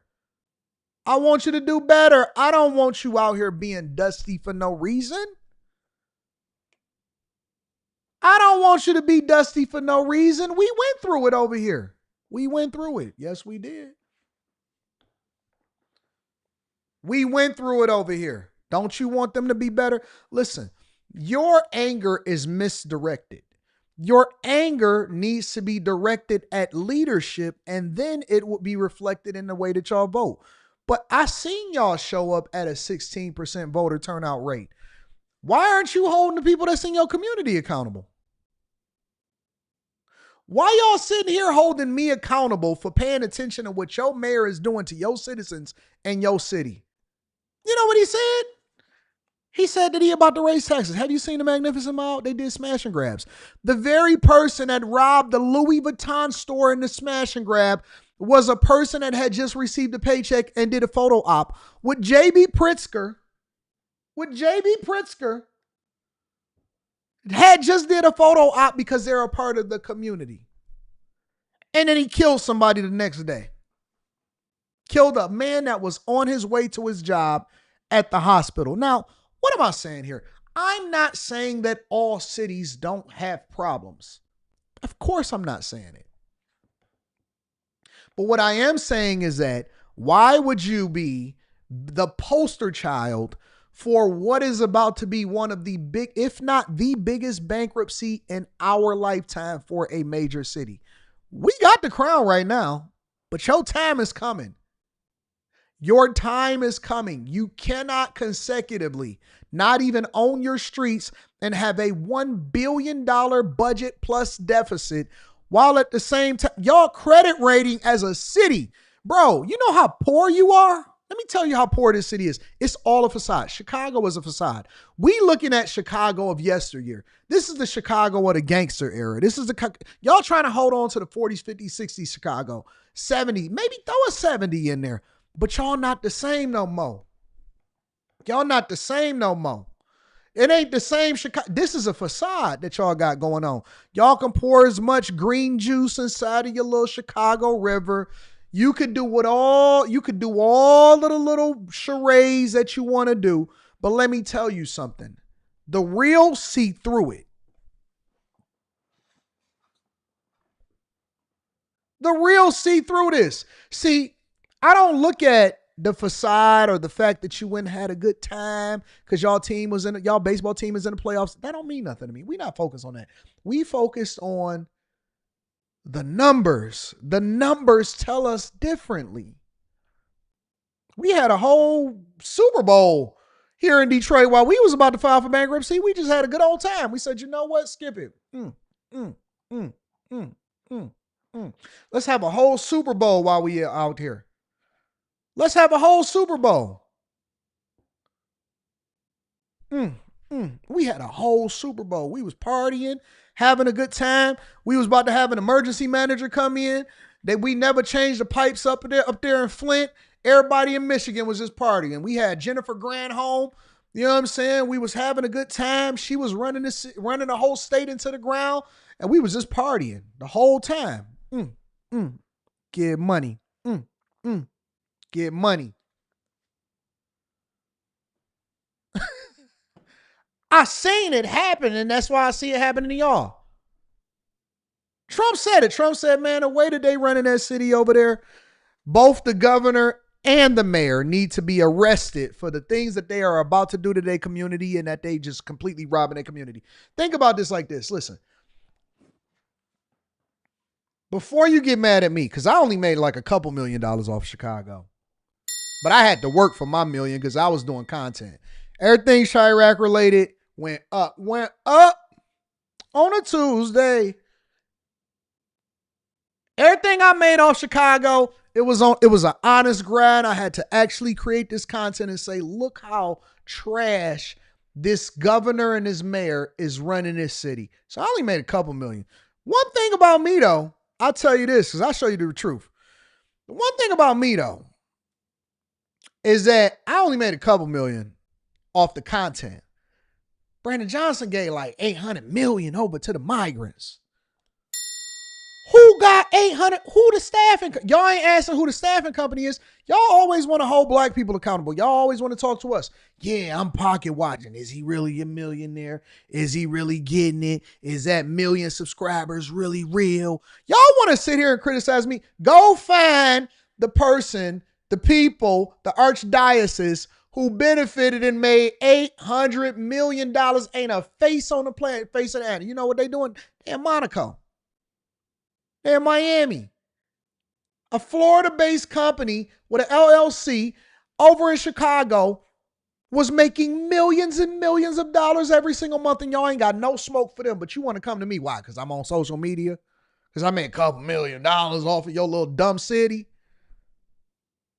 You ain't got no smoke for none of them, and they stole y'all money. Money that y'all said that y'all needed to fix your schools, to fix your neighborhood. You needed more police officers and you needed smaller class sizes because your kid is on a spectrum. Your kid is on a spectrum and you sitting here holding Anton from AntonDaniels.com accountable. You pay your little taxes every single week.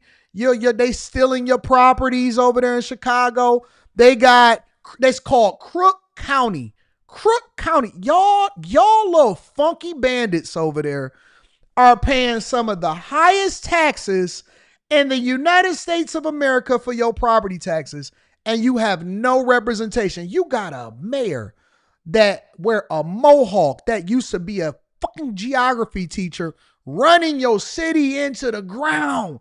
You had a woman that looked like Beetlejuice running your city. Let me get off this for a second. We're going to come to this. You had a woman that looked like Beetlejuice running your city into the ground. And you want to sit here and have a conversation with me about whether or not I'm talking about Chicago on my little platform, a few thousand people? Man, don't get off my face. Get off my face. Talking to me. Chief Keef moved out. King Vaughn dead. Ye over in Japan somewhere, getting his booty ate. Yeah, I seen the lady that said it, allegedly. She said, oh no, Ye like to do that thing. Everybody in Chicago, only person y'all got left is DIPIMP-ology. But logically, I seen, hey, we smoking on, hey, in the middle of the barn. I seen that little commercial. They looking dusty as hell. That's the only people I mess with. Twister. She ain't got to tell them many lies. I've been looking in the city skies. Peanut butter complex and some pretty eyes. Pretty eyes and a vanity night. Your anatomy got to be right. Got to be the flat of me type. I know you want to buy that to the middle of a hi-hat. That's the only people y'all twist and do or die. PIMP-ology, but logically be learning these hoes biology. Obviously, well, do you want to ride in the backseat of the caddy? Chop it up with do or die. Do you want to ride in the backseat of the caddy? Chop it up with do or die. Whoa, why do you want to ride with me? Baby, come and ride with me. Johnny P. That's what his name was. Johnny P, right? Everybody else left. All the smart ones, they left. All of them left. And you want to sit here and talk to me? You want to talk to me? You want to talk to me about Chicago? Can't believe you want to talk to me, man. You want to talk to me about Chicago? Huh? Want to talk to me? Huh, Sosa? Want to talk to me about Chicago? I rebuke you. I rebuke you. I rebuke your bad judgment. I rebuke you. And then you want to sit here and complain because somebody want to come and get your little funky migrants out of y'all little city. Got the GDs, BDs, we down, we running it up. We all listen to G Herbo. They in there running your city, nigga. They got your city in a chokehold. Got your city in a chokehold. You want to sit here and talk to me? Go get the little migrants out. Go get a little Jose, and little Jose, and Jesus, and little Venezuelan. They out there running your city and taking all of your tax dollars. You want to sit here and talk to me? Man, I don't like that nigga Anton. I don't like you either. I don't like you. I don't like your whole demeanor. I don't like what you got going on.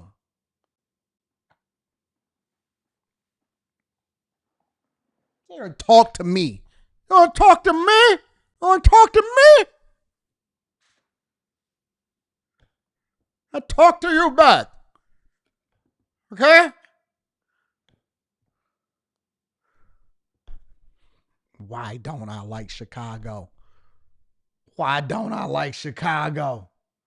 Everything about Chicago is bad. Last time I visited Chicago, it was a girl there that was trying to hold me accountable. Well, it wasn't her girl. It was her man. Last time I was in Chicago, it was this girl named Tawana. I said, what's up? You coming out to play tonight? She said, I don't know. You know, I got 2 kids and my man, he don't want me to come out to dinner with y'all. I said, but I just came all the way from Detroit though. I said, them his kids? No, they ain't his kids, but he watching them. I said, let the little nigga watch the kids. Come hang out with the big boys. Big boy toys out here. Next thing you know, I jumped on the live stream. He said, nigga, I'll pull up on you. I said, nigga, you ain't had that same energy when I was in Chicago. That's why I don't believe y'all. I don't believe that y'all the gangsters that y'all say y'all are. I think y'all only kill each other. Y'all don't kill out of towners and you don't go after Venezuelans and migrants. You kill each other.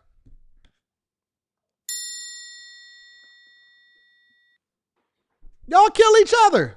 Because I was out there. I said, what's going on? Hey, what's popping?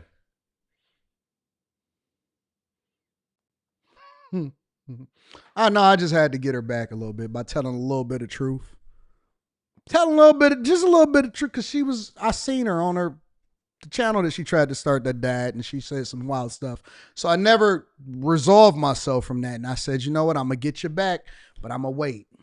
And it just so happened to come out at the time that I'm talking about Chicago.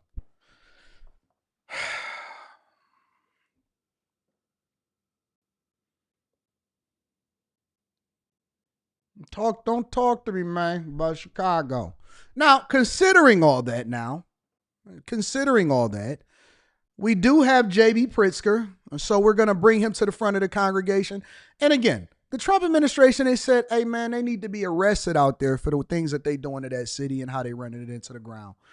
And this was JB's response. We're going to go over to it, and we're going to get JB's response. Heard it said by the President of the United States that he should be jailed. Jacob, that is a whole different narrative. You and the governor.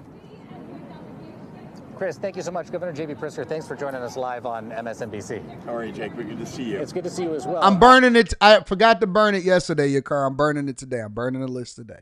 You know as well as I do, the President of the United States in the last 24 hours called for you to be imprisoned. I want to give you an opportunity. We've seen your reaction on social media, but I want to hear what you have to say back to the President of the United States. Well, let's start with the idea that this is a convicted felon. I mean, think about that, who's threatening to jail me. I got to say, this guy's unhinged. He's insecure. He's a wannabe dictator. And there's one thing I really want to say to Donald Trump. If you come for my people, you come through me. So come and get me.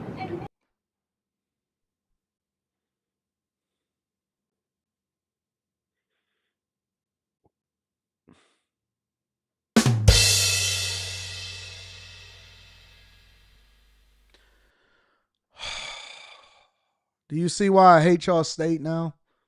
It was just Chicago. Now I hate your state. I hate your state. I hate the fact that you got this, what Azriel called him, this deflated balloon on my screen, trying to do tactics and trying to throw ad hominem attacks. You know what? None of these people are as good as Trump at doing Trump. They just need to be them. You know how when somebody do something and it's like, yeah, he was funny, but you're not really funny. Trump is funny when he like give people names. Gavin Newsom, he did the sombrero to Hakeem Jeffries. You know, he called her Crooked Hillary. The names stick and all of that stuff. You know, when he do stuff. But when they do it, it's just like, you know, that's not really your thing. You should just stick to do the regular politician talking points thing. So corny, so stale. They still going with the, well, you know, he's a convicted felon thing. Yeah, we know that y'all set him up. Y'all never wanted him to run again, and y'all tried to throw him under the bus. And, you know, you tried to impeach him within a few hours after he didn't already, you know, became president of the United States of America and was sworn in. You was already having impeachment. We know this. We know this. But God saying otherwise. And honestly, I'm going to be real with y'all. I believe that a lot of these politicians should be arrested. That's the honest to God truth. For the things that they are doing, the atrocities that they are committing against their own citizens in their own states and the United States of America. I believe that a lot of these politicians need to be arrested. They need to be arrested. Honest to God. Real talk. Y'all was so busy focused on Tiffany Henyard over there in Dalton. And y'all forgot about little old Dalton. Don't nobody care about Dalton, Thornton Township. Thornton Township got more Tiffany Henyard, except they got the male version up in there. I ain't forgot about you. I'm going to come on back around. We just got a lot going on inside of the United States of America with the shutdowns and AI. But I'm going to come on around Thornton Township. I ain't forget about you. I'm come on around the mountain where it come. Thought I forgot about you. Y'all been robbing the people for so long. Y'all been doing things dirty for so long. And y'all think that y'all just going to continue to say these little stupid talking points and that people are, well, I mean, I guess it's working. They voted him in. You got J.B. Pritzker. You got Brandon Johnson. Had Lori Lightfoot. They voted him in. You got Katie Porter, front runner over there in California, looking to become governor of the United States of America. Anybody can do it. If you've ever felt as though you couldn't do it, this should be encouragement for black people, honestly. For all of y'all that feel like y'all don't deserve it and you can't get there and it's a system that's set up against you, nigga, Brandon Johnson did it. Have you seen Lori Lightfoot? Did you ever think that you would be this rich? Our Kels is in jail. I forgot about Kels. Fiesta. I love TP2.com. Hit it hard from the back. Roll around in the front. I love TP2.com. That was one of my favorite. I'm going to give you Kels. All right. Did little scrupulous things to some little kids, but I'm going to give you Kels. I'm going to give you Kels. I know that whole melody front to back. Fiesta.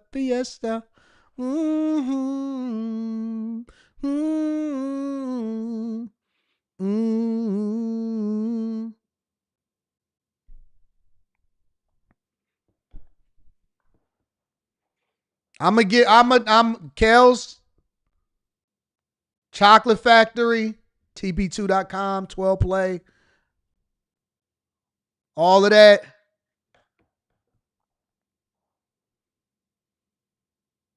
I'm going to give y'all that. I'm going to give y'all Kels. But look at this piece of pumpkin pot. Hold on. What was I doing? Lori Lightfoot. Let's look at what we got here. Jesus.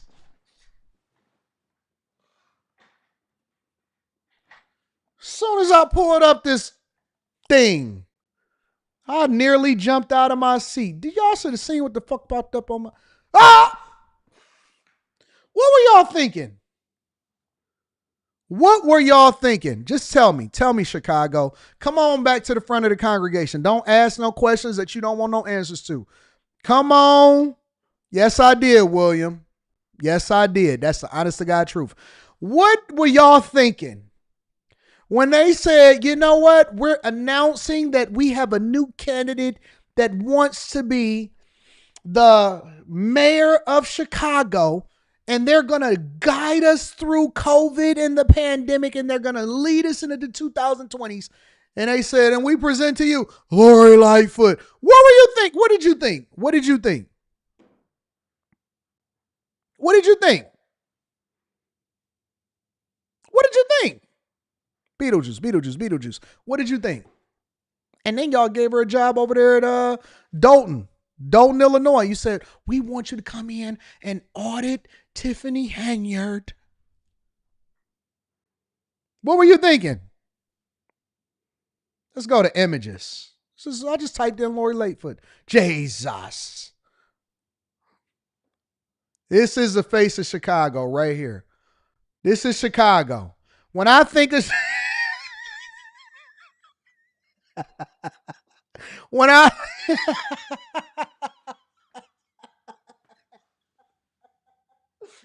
think of Chicago, let me tell you something. Let me tell you something that's so bad. I'm having a good time right now.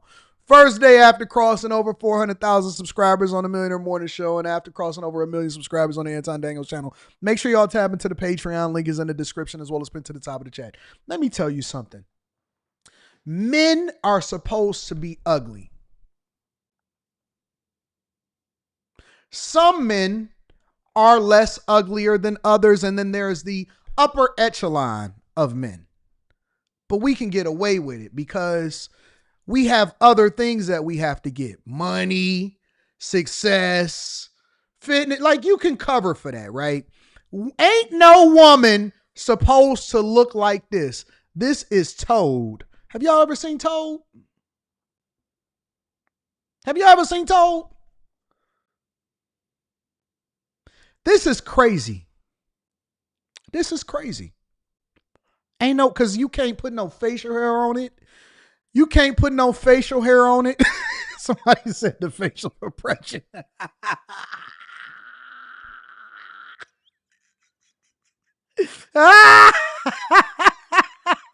Now think about it, because I always wonder about women that deal with studs, right? And let's say, for example, because Lori Lightfoot got a whole woman, I heard. Ellen DeGeneres. Have y'all seen Ellen DeGeneres lately? Looking like a prune. Let me see. Crazy.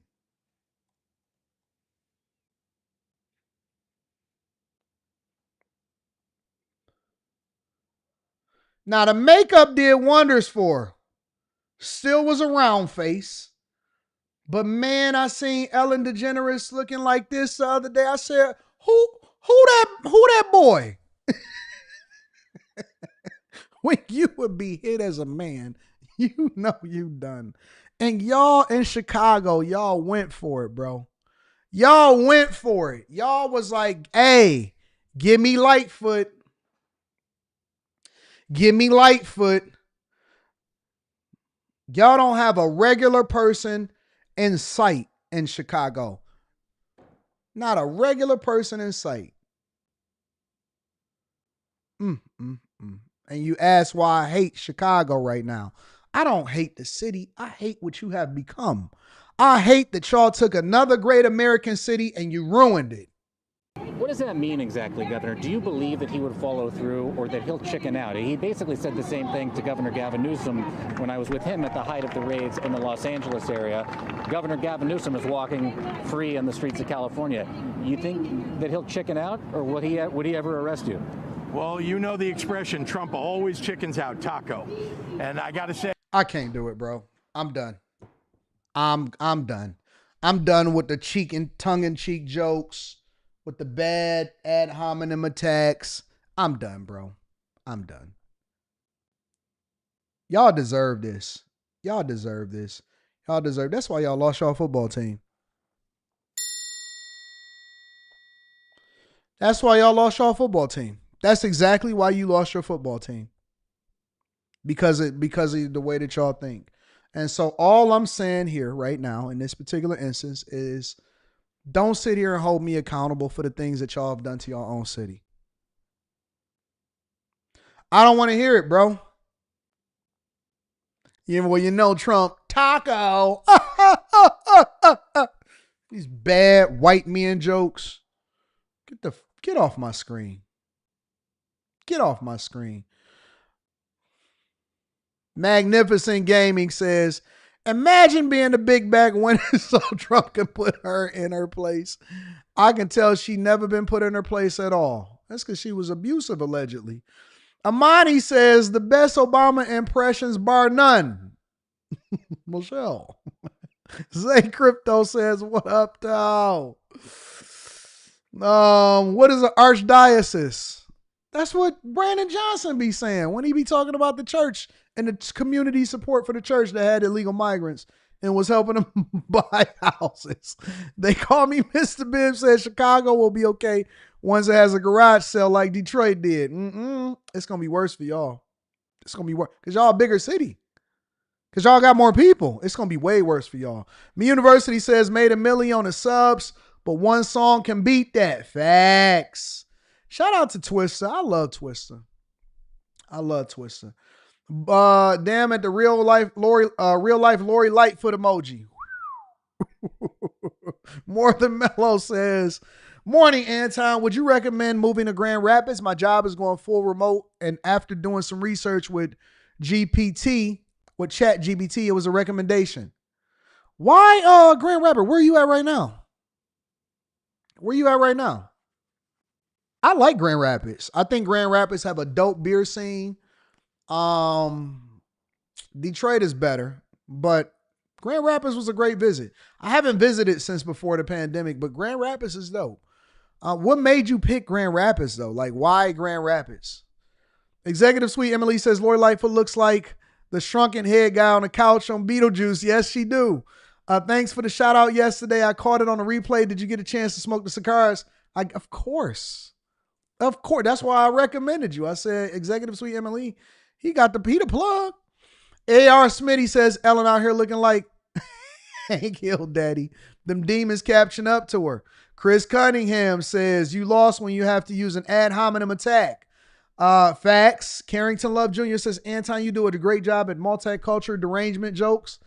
Derailingment, changement jokes. Get off my screen. Man, I can't believe y'all got Lori Lightfoot out here lightfooting. I like Grand Rapids. I think that Grand Rapids is dope.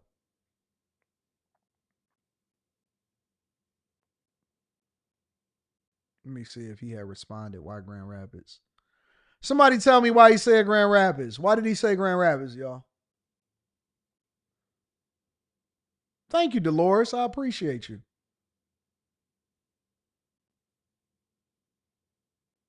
All right, y'all. Let's get into it. Where we going next? How much time we got? Oh, we got some time. We got time.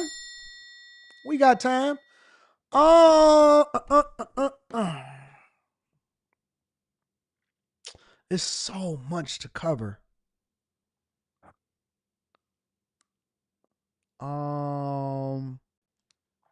What was that one? Pritzker to Trump?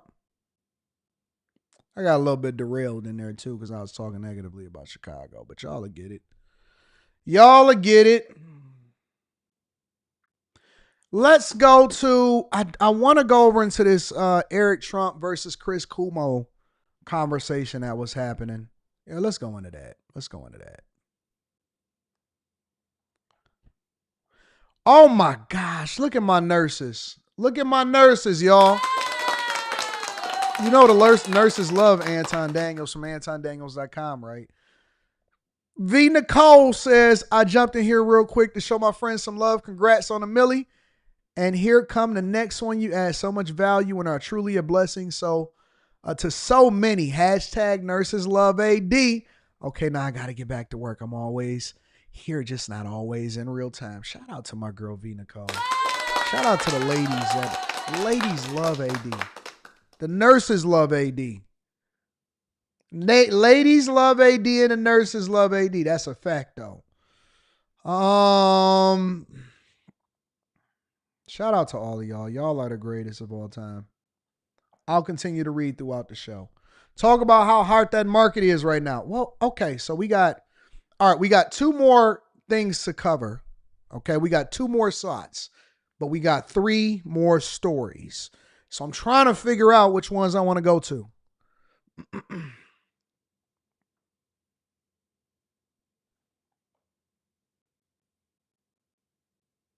We got 2 more slots, 3 more stories. 2 more slots, 3 more stories.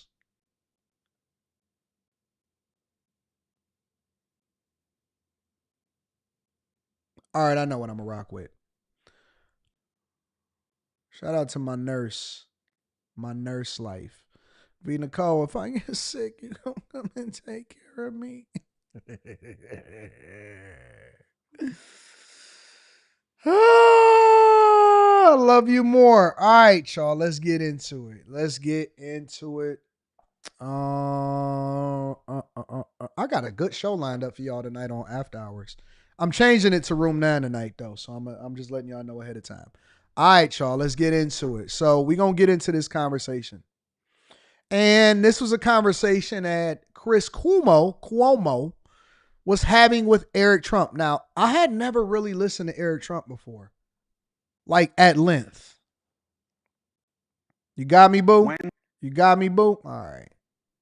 All right, cool. All right. I know I'm always going to be taken care of no matter what.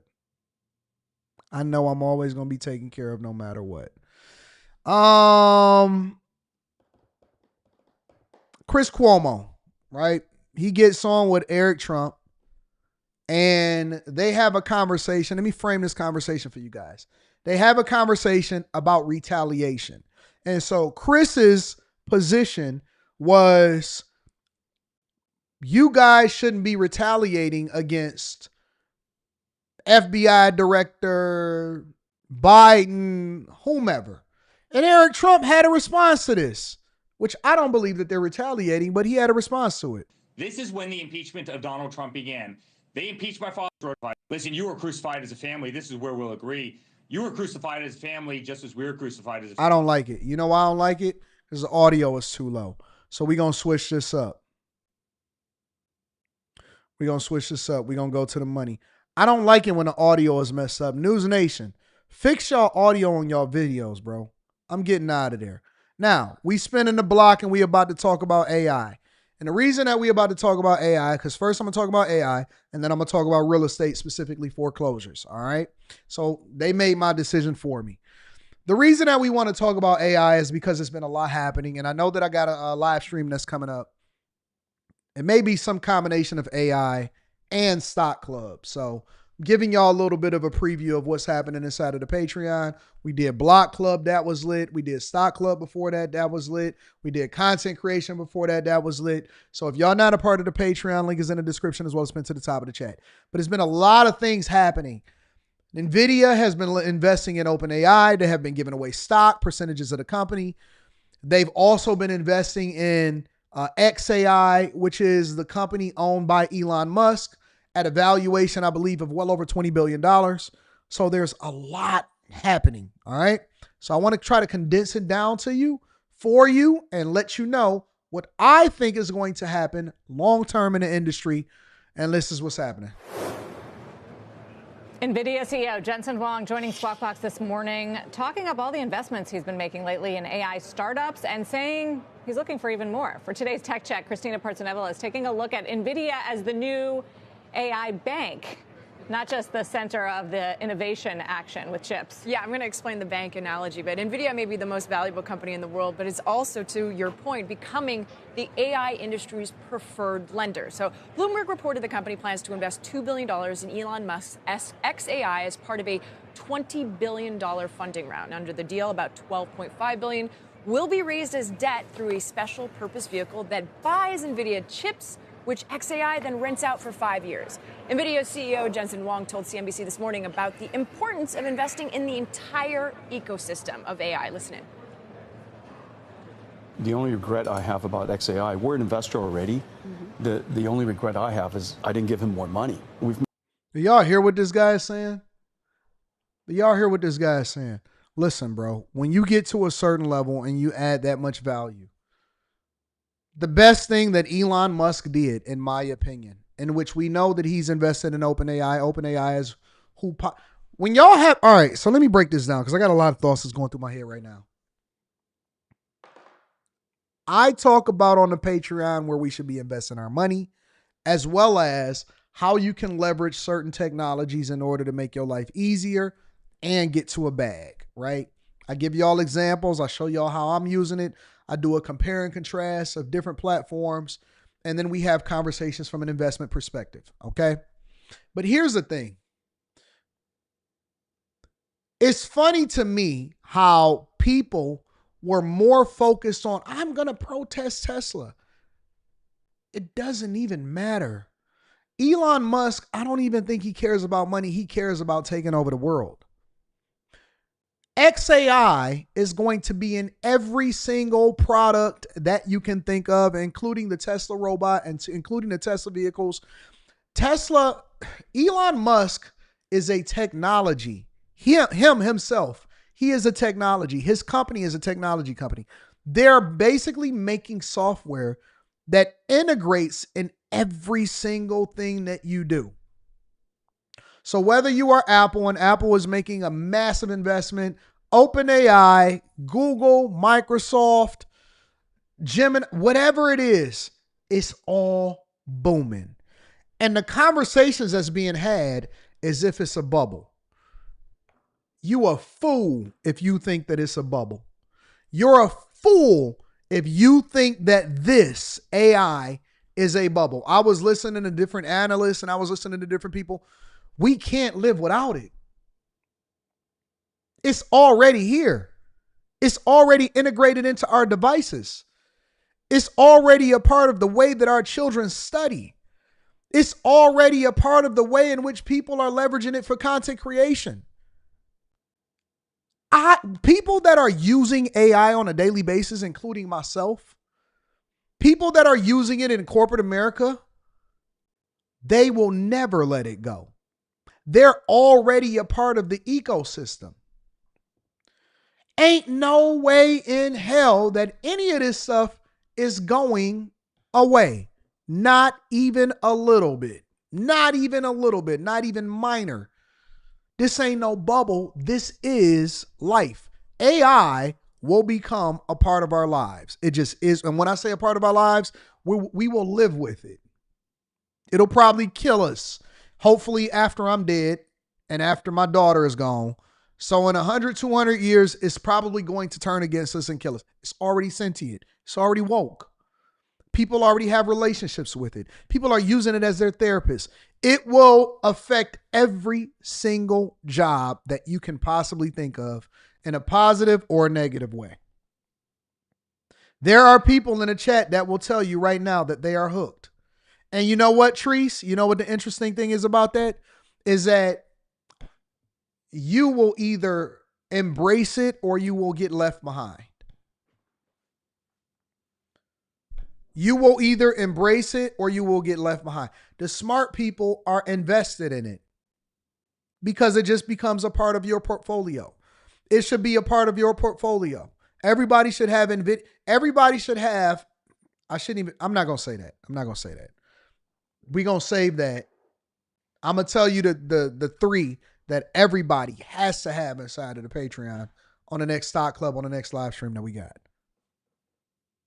Made some really terrific investments, and largely my only regret is that we didn't invest more. Backed by some serious capital, between a $100 billion commitment to OpenAI, That's a $6.3 billion cloud service purchase from CoreWeave, where it also spreading the holds money a around. 7% stake in CoreWeave, and venture bets over 100 AI startups. NVIDIA has amassed over $100 billion in exposure across the entire AI ecosystem, and that number is conservative. But there is a pattern in these investments. You said you went to the dentist yesterday and they're using AI at the dentist? Mm-hmm. In the CoreWeave deal alone, NVIDIA placed let's call it conflicting roles. Supplier of chips, equity investor with a 7% stake, financier with buyback guarantees for excess capacity, and customer purchasing roughly $6.3 billion in cloud services. You up 44%, Keisha? With XAI, NVIDIA is again both investor and supplier, financing a company that will buy its own products, buy NVIDIA chips. The XAI deal introduces what amounts to chip-backed debt, asset-backed securities where the collateral is depreciating GPU compute capacity. We can debate how that depreciation cycle is. Is it 6 years, 3 years, less? The question is no longer whether NVIDIA dominates AI hardware. It's whether the company is using its huge cash hoard to prop up demand for its own products, guys. Let me go over to him because he actually did an interview with CNBC and he went more into depth in it. And then I'm going to give you all my thoughts before we go over to the next subject. Let's talk about vendor financing, because that has been something that has raised a lot of questions on Wall Street since you cut this deal with OpenAI. Yesterday, Bloomberg is reporting that you have a $2 billion in financing that you're going to be involved with XAI to help them with these same stories. But this idea of circular financing, your customers can't afford to buy these chips yet, so you're going to help them out with money along the way. That leads some people to think back to what happened with companies during the big buildup like a Lucent or a Nortel in the early days. Is this different, and if so, They're how? creating the demand. Well, first of all, XAI, I'm super excited about. That's so smart. So some companies can't afford. Oh, man, I just realized that. Some companies can't afford the chips because they are the leader in chips, but some companies can't afford it. So so basically what they're doing is through their technology, through their stock, through their profitability, and in order to continue to drive demand, which also pushes innovation. This is why we have to remove regulation. This is why a socialist environment, a communist environment does not work. Because what they're basically doing is they're saying, listen, instead of stifling innovation by not having access to it, they became the bank. They became the bank. Do you know how incredible that is? So basically what they're doing is they're propping up the industry by making investments in other people to allow for them to be able to use their products, buy it, which boosts their value. And then at the same time, they also help to control the market while pushing innovation. They became the bank. They want to give away the money. They want to make the investments. Of course they are, your car. The financing. But here's the problem. Here's the thing that we have to be careful about. It's after the Trump administration leave, will they be considered a monopoly? And then people are going to want to try to break up the company because they're going to say that they're too powerful. That's the one thing that I'm paying attention to, is making the companies dependent on them, then ultimately also serves as making them a monopoly because nobody can keep up with the level of innovation that they have, right? We'll get there. We'll get there. Yo, listen. Make sure y'all tap into the Patreon. Link is in the description. We're going to go into this more in depth. Opportunity that they're doing. You know, the only regret I have about XAI, we're an investor already. Mm-hmm. The only regret I have is I didn't give him more money. You know, almost everything that Elon's part of, you really want to be part of as well. And he gave us the opportunity to invest in XAI. I'm just delighted by that. And so that's an investment into a really great future company, and I'm really excited about that. That's not vendor financing per se. But what's going on in the world versus what happened in 2000 is just dramatically different. You know, back then, as you recall, there were pets.com, hospitals.com, and all of the internet companies combined was, what, $30-40 billion in size? If you look at the hyperscalers now, that's where the first tranche of AI infrastructure is building. If you look at the AI, the hyperscalers, that's about $2.5 trillion of business that's already operating today. That business, that $2.5 trillion business, and the CapEx that goes underneath that is about, call it $500 billion. This is a $10 trillion company, man, all day long. $10 trillion company minimum, all day long. That what are they currently transition from a classical CPU-based computing to now generative AI computing powered by GPUs, that transition is just starting. So we've got to build into $500 billion worth of capacity infrastructure that's already naturally growing by itself, and we're in the beginning phases of that. If you just look at NVIDIA's AI infrastructure 4.6 business, trillion, call it a couple of $100 billion so far, we're a couple of $100 billion into a multi-trillion-dollar build out. So that's number one. The second part of it that's really unique is that we have a new generation of AI companies. The new AI companies, and it's going to be like more that pop up, and Anthropic and XAI and companies that are Thinking Machine Labs from Mira and Ilya Sutskever's SSI and Misha's company Reflection, and I mean there's a whole bunch of amazing AI models. He's not trying to compete with them.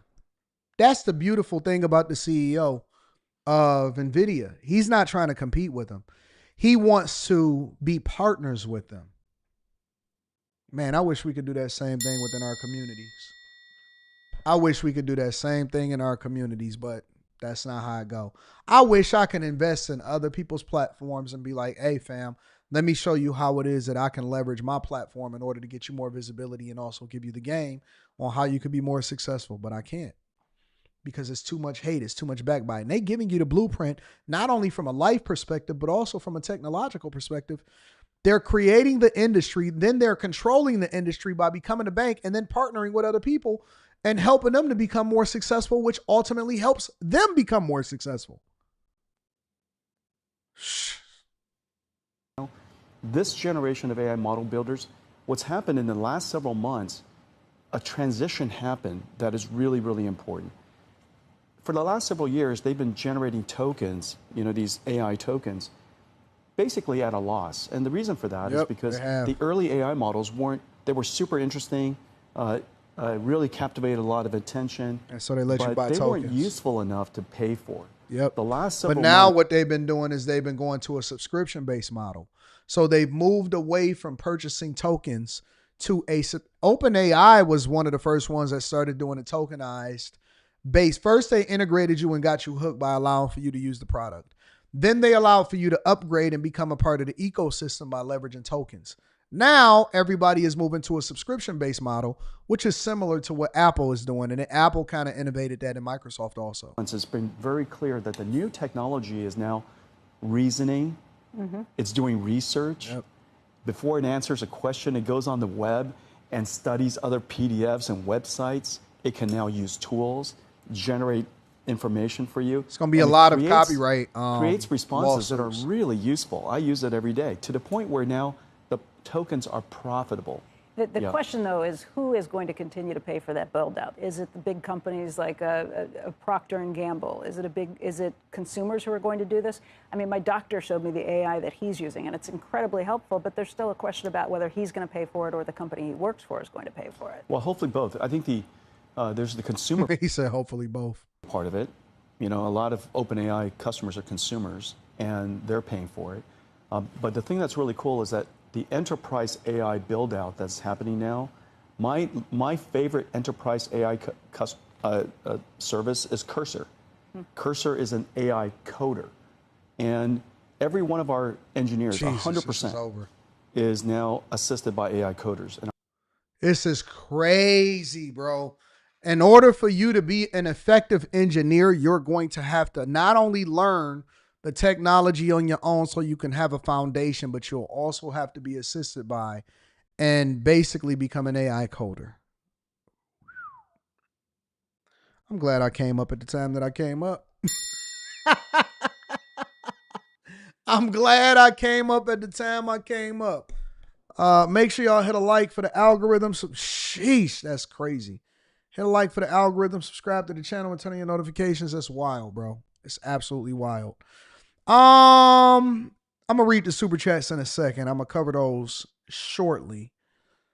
I want to get into this last thing before we get up out of here, because you know me, I love talking about the money. I love clowning around and imitating Obama and all of that other type of stuff, but I like to also get to the money and talk about different industries and how they're being affected. I want to talk about foreclosures and real estate. You know me, I love talking about real estate and foreclosures. I'm releasing a vlog today that probably gives y'all some insight, a lot more insight into what I got going on. And then I'm also vlogging again. So basically I'm vlogging every day at this point. But they say that foreclosures, according to some studies, are up and they're rising. As more homeowners in the U.S. struggle to keep up with mortgage payments and maintenance costs, new data shows the number of property foreclosures is steadily rising. According to property data from Adam, foreclosure filings rose for 6 months straight year over year. And as of August, the number of foreclosures, that was up 18% from the same time last year. Those numbers put the U.S. on track to surpass the roughly 322,000 total properties that went into foreclosure last year. CBS News contributor Javier David joins us now. He is also a business editor for the... That's the other part that people don't talk about, is that you could actually be 20 years into paying a mortgage and then completely get your property foreclosed on or lose it to property taxes or all of this other stuff. And people don't talk about that. Unfortunately and fortunately, it's a cycle, right? Because one of the reasons why I love real estate is because it's one of the industries that you'll always have to have a physical product in, because people are always going to need some place to live, right? The other side of it, though, is that when people go into foreclosure, that becomes a buying opportunity for somebody else, maybe even like myself, that takes advantage of that. And obviously the bank, because the bank want to continue to cycle properties, because they know that as long as they lending money and they taking money and they getting money and all of that other type of stuff, that is going to translate into more fees, more interest, more money. And so they're incentivizing a lot of times for this stuff to happen when it happens, because it's just a part of life. Now, the question that I have to ask myself is, how many people are house poor? How many people are house poor? There are so many people out here in these streets that do not and cannot sustain themselves, and they are in over their head because they bought more house than they can really afford. They're in over their heads and they bought more house than they can afford. Dallas Morning News. Javier, always very good to see you. So despite this surge, U.S. foreclosures, we should mention, do remain well below pre-pandemic levels. Given all that, though, what factors are behind this recent rise we're seeing? Yeah, honestly, it's not just one thing or the other, but one big reason: inflation. It's a stealth tax on everything. And when prices rise, and it inevitably triggers a bunch of series of trade-offs, especially for the working and middle class. And because housing is more than just one monthly payment, there's all sorts of costs associated with home ownership. The things you can't control: plumbing, maintenance, storm damage, insurance. That's a really big cost. All of that costs money in an era of high inflation. It just costs more than it used to. So, for example, there's a statistic that single-family homeowners with a mortgage today pay on average nearly $2,400 more a year for property coverage. That's up nearly 70% from 5 years ago. Now, let me add some context into that, right? Because they will say, well, single-family homeowners pay nearly X amount more for whatever it is that they got going on than they did before. Well, it depends on exactly where you're located also. Because I will tell you that if you go over to California, it's going to be a completely different conversation than if you over in Ohio, right? If you over in Miami or you down south, then it's going to be a completely different conversation than people that are over in Las Vegas, for example, right? The context is what matters. The details is what matters. Where you're located is what matters. I think that there are several different places that are ideal for investing in if you are an investor. I prefer and I recommend to people always, if you are looking to have a place that is still going to be standing and is not going to be washed away by hurricanes and not going to be burned down by fires or torn off by earthquakes, chances are you probably need to go up to the Midwest. The Midwest, in my opinion, is probably the best, if not, well, everywhere except for Chicago. Chicago is the poster child for how you're not supposed to do things because they're about to raise property taxes in order to try to cover some of the deficits that they got going on in the city to prolong and try to stave off bankruptcy. But most of the places in the Midwest is dope. Milwaukee, skip over Chicago, go over down to anywhere in Indiana, minus Gary. You can move over to Chicago. Cleveland is a beautiful place to invest in. It's a lot of money up there. Detroit, Pittsburgh, you can start moving over to the east. I think that New York is about to become a hellhole, especially with the socialist communist thing. And it's absolutely a horrible place to invest in as a person that wants to rent property out. But most of the places in the Midwest, I mean, you can even go up to Tennessee, right? Tennessee, down there in Tennessee, it's really good down there in Tennessee. I think that Atlanta is going to be great. Atlanta is going to be fine. Stay away from New Orleans. Stay away from Louisiana. Whatever you do, do not invest in Louisiana. Stay away from Florida as a investment property. Stay away from California as an investment property, and you'll be fine. That's a huge difference for people's budgets. What are the options that people have if they're struggling to keep up? And I don't think that Chicago is going to be bad forever. I'm just not sure if it's going to be good within the next 10 years. Got to wait for them to file for bankruptcy, go into receivership, get a city manager, and discharge some of their debt, get their streets back, all of that type of stuff. Chicago need better leadership. These payments. Yeah, there are a slew of, believe it or not, the government, which of course is now shut down, has a number of foreclosure assistance programs to help. HUD and FHA have loss mitigation programs. It's designed to ease financial hardships. Cities and states also have their own sort of programs, nonprofit counseling that'll help cash-strapped borrowers. No, Eric D., Chicago will not be fine. Their property taxes is too high, and the valuations is too high, and they looking to tax rich people, and it's going to become more of a burden on the people that's still in the city. They have a large population, so it takes longer for them to suffer, but when it suffers big. They have disinvestment in the state of Illinois and in the city of Chicago. I just heard Brandon Johnson just the other day talk about how he's looking to raise taxes because more people need to pay their fair share. That is the biggest recipe for disaster. That is the biggest red flag. It's the biggest red flag. I don't think so. The Magnificent Mile is experiencing historic vacancies. Brick and mortar stores are leaving. It's not as much innovation inside of the city. You're not enticing business owners because you got more competition all over the United States of America. I'm telling you, listen, you can risk it if you want to. I'm looking at it from an investor's perspective, okay? I'm looking at it from an investor's perspective. If you are looking for a place to live, that is much different than looking for a place to invest, okay? Let me separate it for you. If you are looking for a place to live, that is much different than looking for a place to invest. If you was looking to invest, remember when I told y'all to stay out of Florida and that all of the properties was going to be having a downshift and a downswing and all of this other stuff? It's the same thing, bro. Anton, would you live in a condo in general? Yeah, I live anywhere. It really don't make no difference to me. I don't care about that. Like, I would live in San Diego. I wouldn't buy a place in California. I need to be able to move around. You know what I'm saying? I need to be able to get out. I don't want to be stuck. If you go to rent out a property in California, there are laws and the squatter laws and all this stuff. It's horrible. It's horrible. And it's out. It needs a correction. It's up for a correction at some point.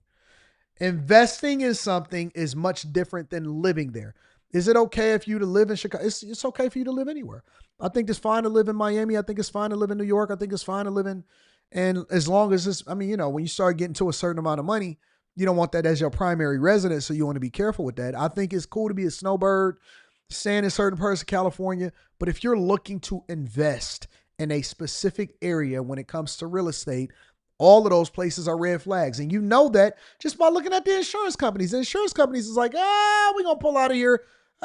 We don't want to do business over there. You know what? That's not really a smart idea. It's a different conversation. I think that no matter where you are, it doesn't matter if Chicago filed for bankruptcy, right? And you live there, you're going to be fine. Because your home is just a place where you have a roof over your head so that you can have some stability and then also be able to live your life and do whatever it is that you need to do. It doesn't matter if they file for bankruptcy, even if you got a home there. If you're looking to invest in a place, you're going to have a completely different conversation. And a lot of people sort of tend to go into hiding whenever they owe money, and that's not a good idea because when you're behind, you can contact your bank or your mortgage issuer directly because they have their own sort of forgiveness and grace programs to address some of these hardship cases, and even if it's just temporary. Javier, you bring up the shutdown. How does the shutdown here impact mortgage rates and the real estate market? Yeah, it's a subterranean economic effect. It kind of depends on how long it lasts. Basically, the shutdown is a source of uncertainty in markets, and that helps drive rates higher, which of course is bad, or lower, which would be good to help kind of stimulate demand for mortgages. Right now, thus far, we haven't seen much of an impact on rates, but the longer the impasse drags on, the more the uncertainty rises, and that's just not good for rate stability. Jay Reed says, Anton, would you purchase a condo and deal with them HOA fees? Absolutely not.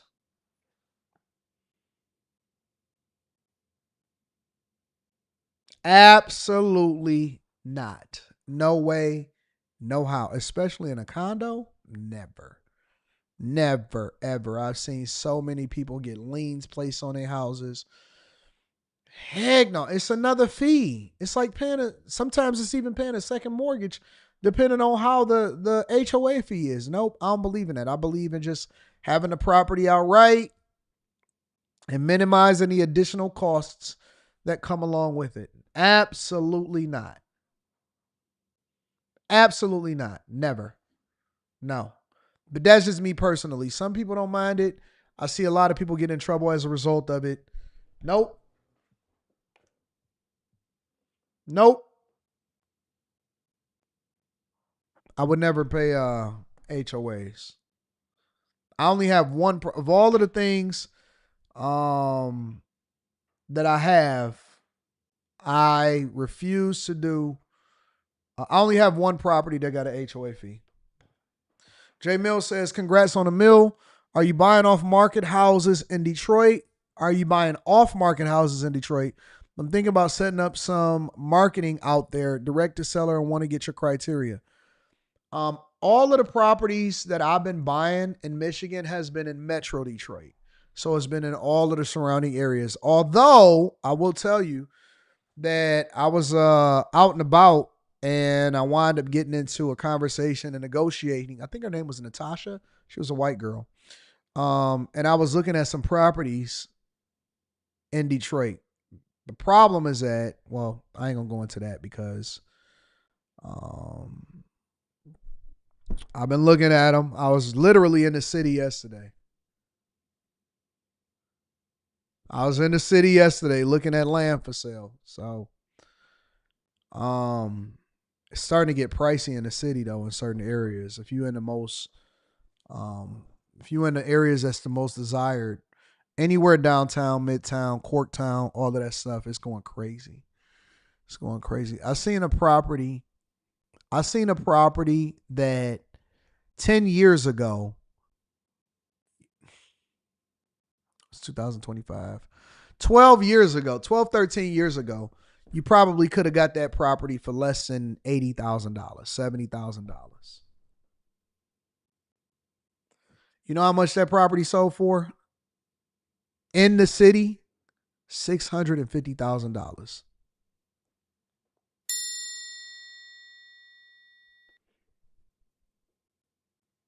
I was like, wow. It's crazy what's happening. So much money to be made. But you just got to know what you're doing, and you got to know the area that you're investing in. Let me read some of y'all super chats, and then we're going to get on up out of here. Couldn't believe it. Crazy, bro.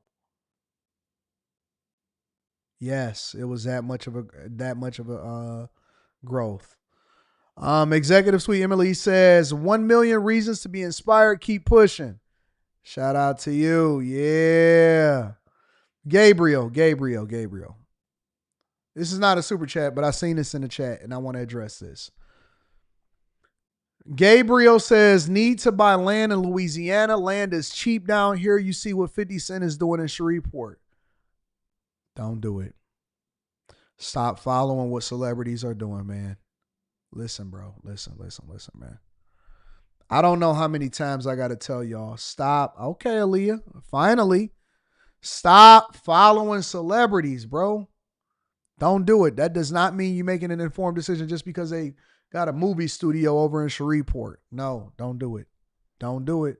Don't do it. Don't do it. Or do what you want to do. Do what you want to do. Go ahead. Buy up the land. Have a good time. Go ahead. Do it. Do it. I want to see how it work out. Maybe it'll work out for you and then maybe I'll change my mind. More Than Mellow in the building says, facts point for point. Boy, I seen how far below sea level that New Orleans is and they still shrinking. I said, man, what is going on over in New Orleans, bro? I couldn't believe it. California, I'm an Alaskan native that moved when I was a kid. I'm conservative and studying for cybersecurity as well. GR is closer to my mom than, and I could save $1,500 a month and keep my standard of living. That's smart. I think that more people need to practice group economics too. AR Smitty says 200 years. I don't think it's going to take that long for Skynet to push the button. Rage King Leo says, what about all the jobs it's going to take from workers like me, AD? You're going to have to start selling that boy box. You're going to have to start, Rage King Leo. You might have to start busting it down for a real one. What's it called? OnlyFans, Only Boys? I mean, you're going to have to do what you got to do to survive. You might have to sell that.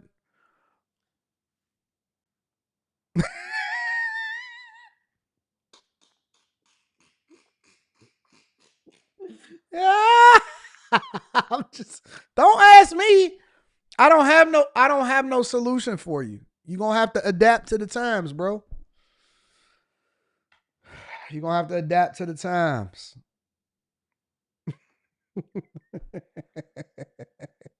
You know what I'm saying, Molly? He gonna have to adapt. Selling boy box is crazy. Boy box is insane. Slimmy, y'all ain't.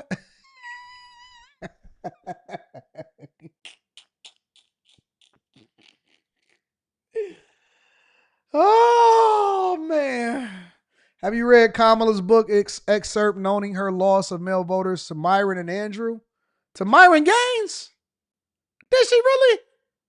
Oh, that's the ultimate compliment. That's dope. Shout out to Myron. Shout out to Fresh. I was just texting with Fresh.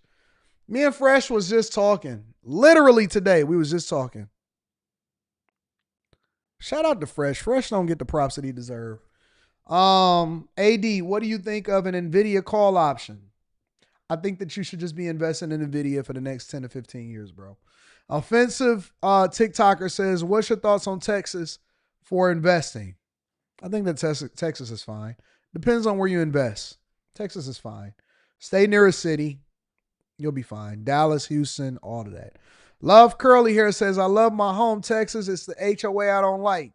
Y'all don't have to, y'all don't have to do an HOA. Christopher Evans says, sign other content creators and create a network. The problem with that is that you can't get people to work as hard as you. You know what I'm saying? People have talent, but people don't have work ethic. Slimmy says, I beg your pardon. That's the adjective behavior for boy box.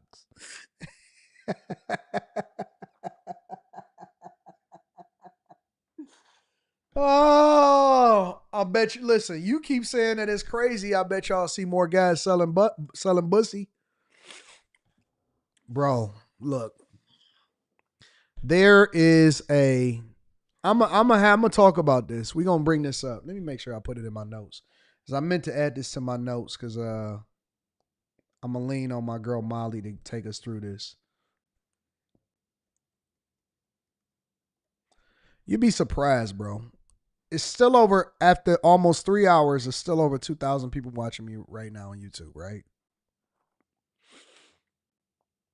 I figured out why some people are aggravated at me, because even if the women get mad at me for holding them accountable, I'll be watching, I'll be trying to figure out, well, why is the guy so mad at me, right? Why men mad at other men that ain't got nothing to do with them, right?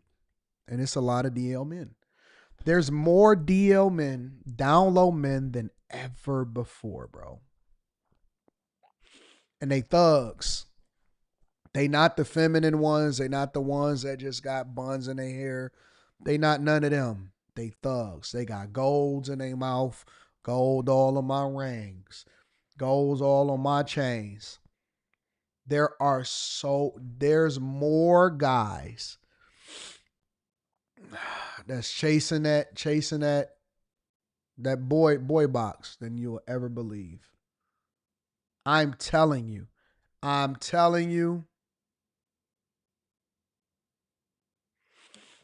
Y'all better be careful. For straight up heterosexual men, you gonna win. For straight up heterosexual men, dog, the world is your oyster. I'm telling you. Because women have to compete with other guys for guys more than you will ever believe nowadays. Thank you, PJ. Thank you for the good show. Women have to, bruh.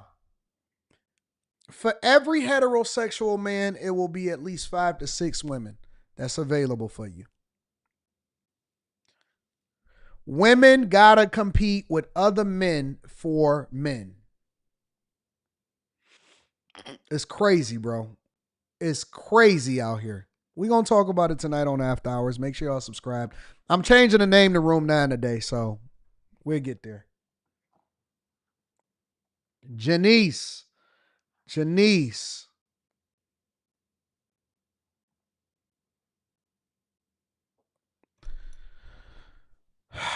The biggest fear that women have is not from people like me. It's from people that pretend like they thugs and that they tough, and they really busting it down for a real one. I'm going to give y'all a final line every single day. Y'all got to remind me, though. Christopher Mayberry says $5 per stroke. That's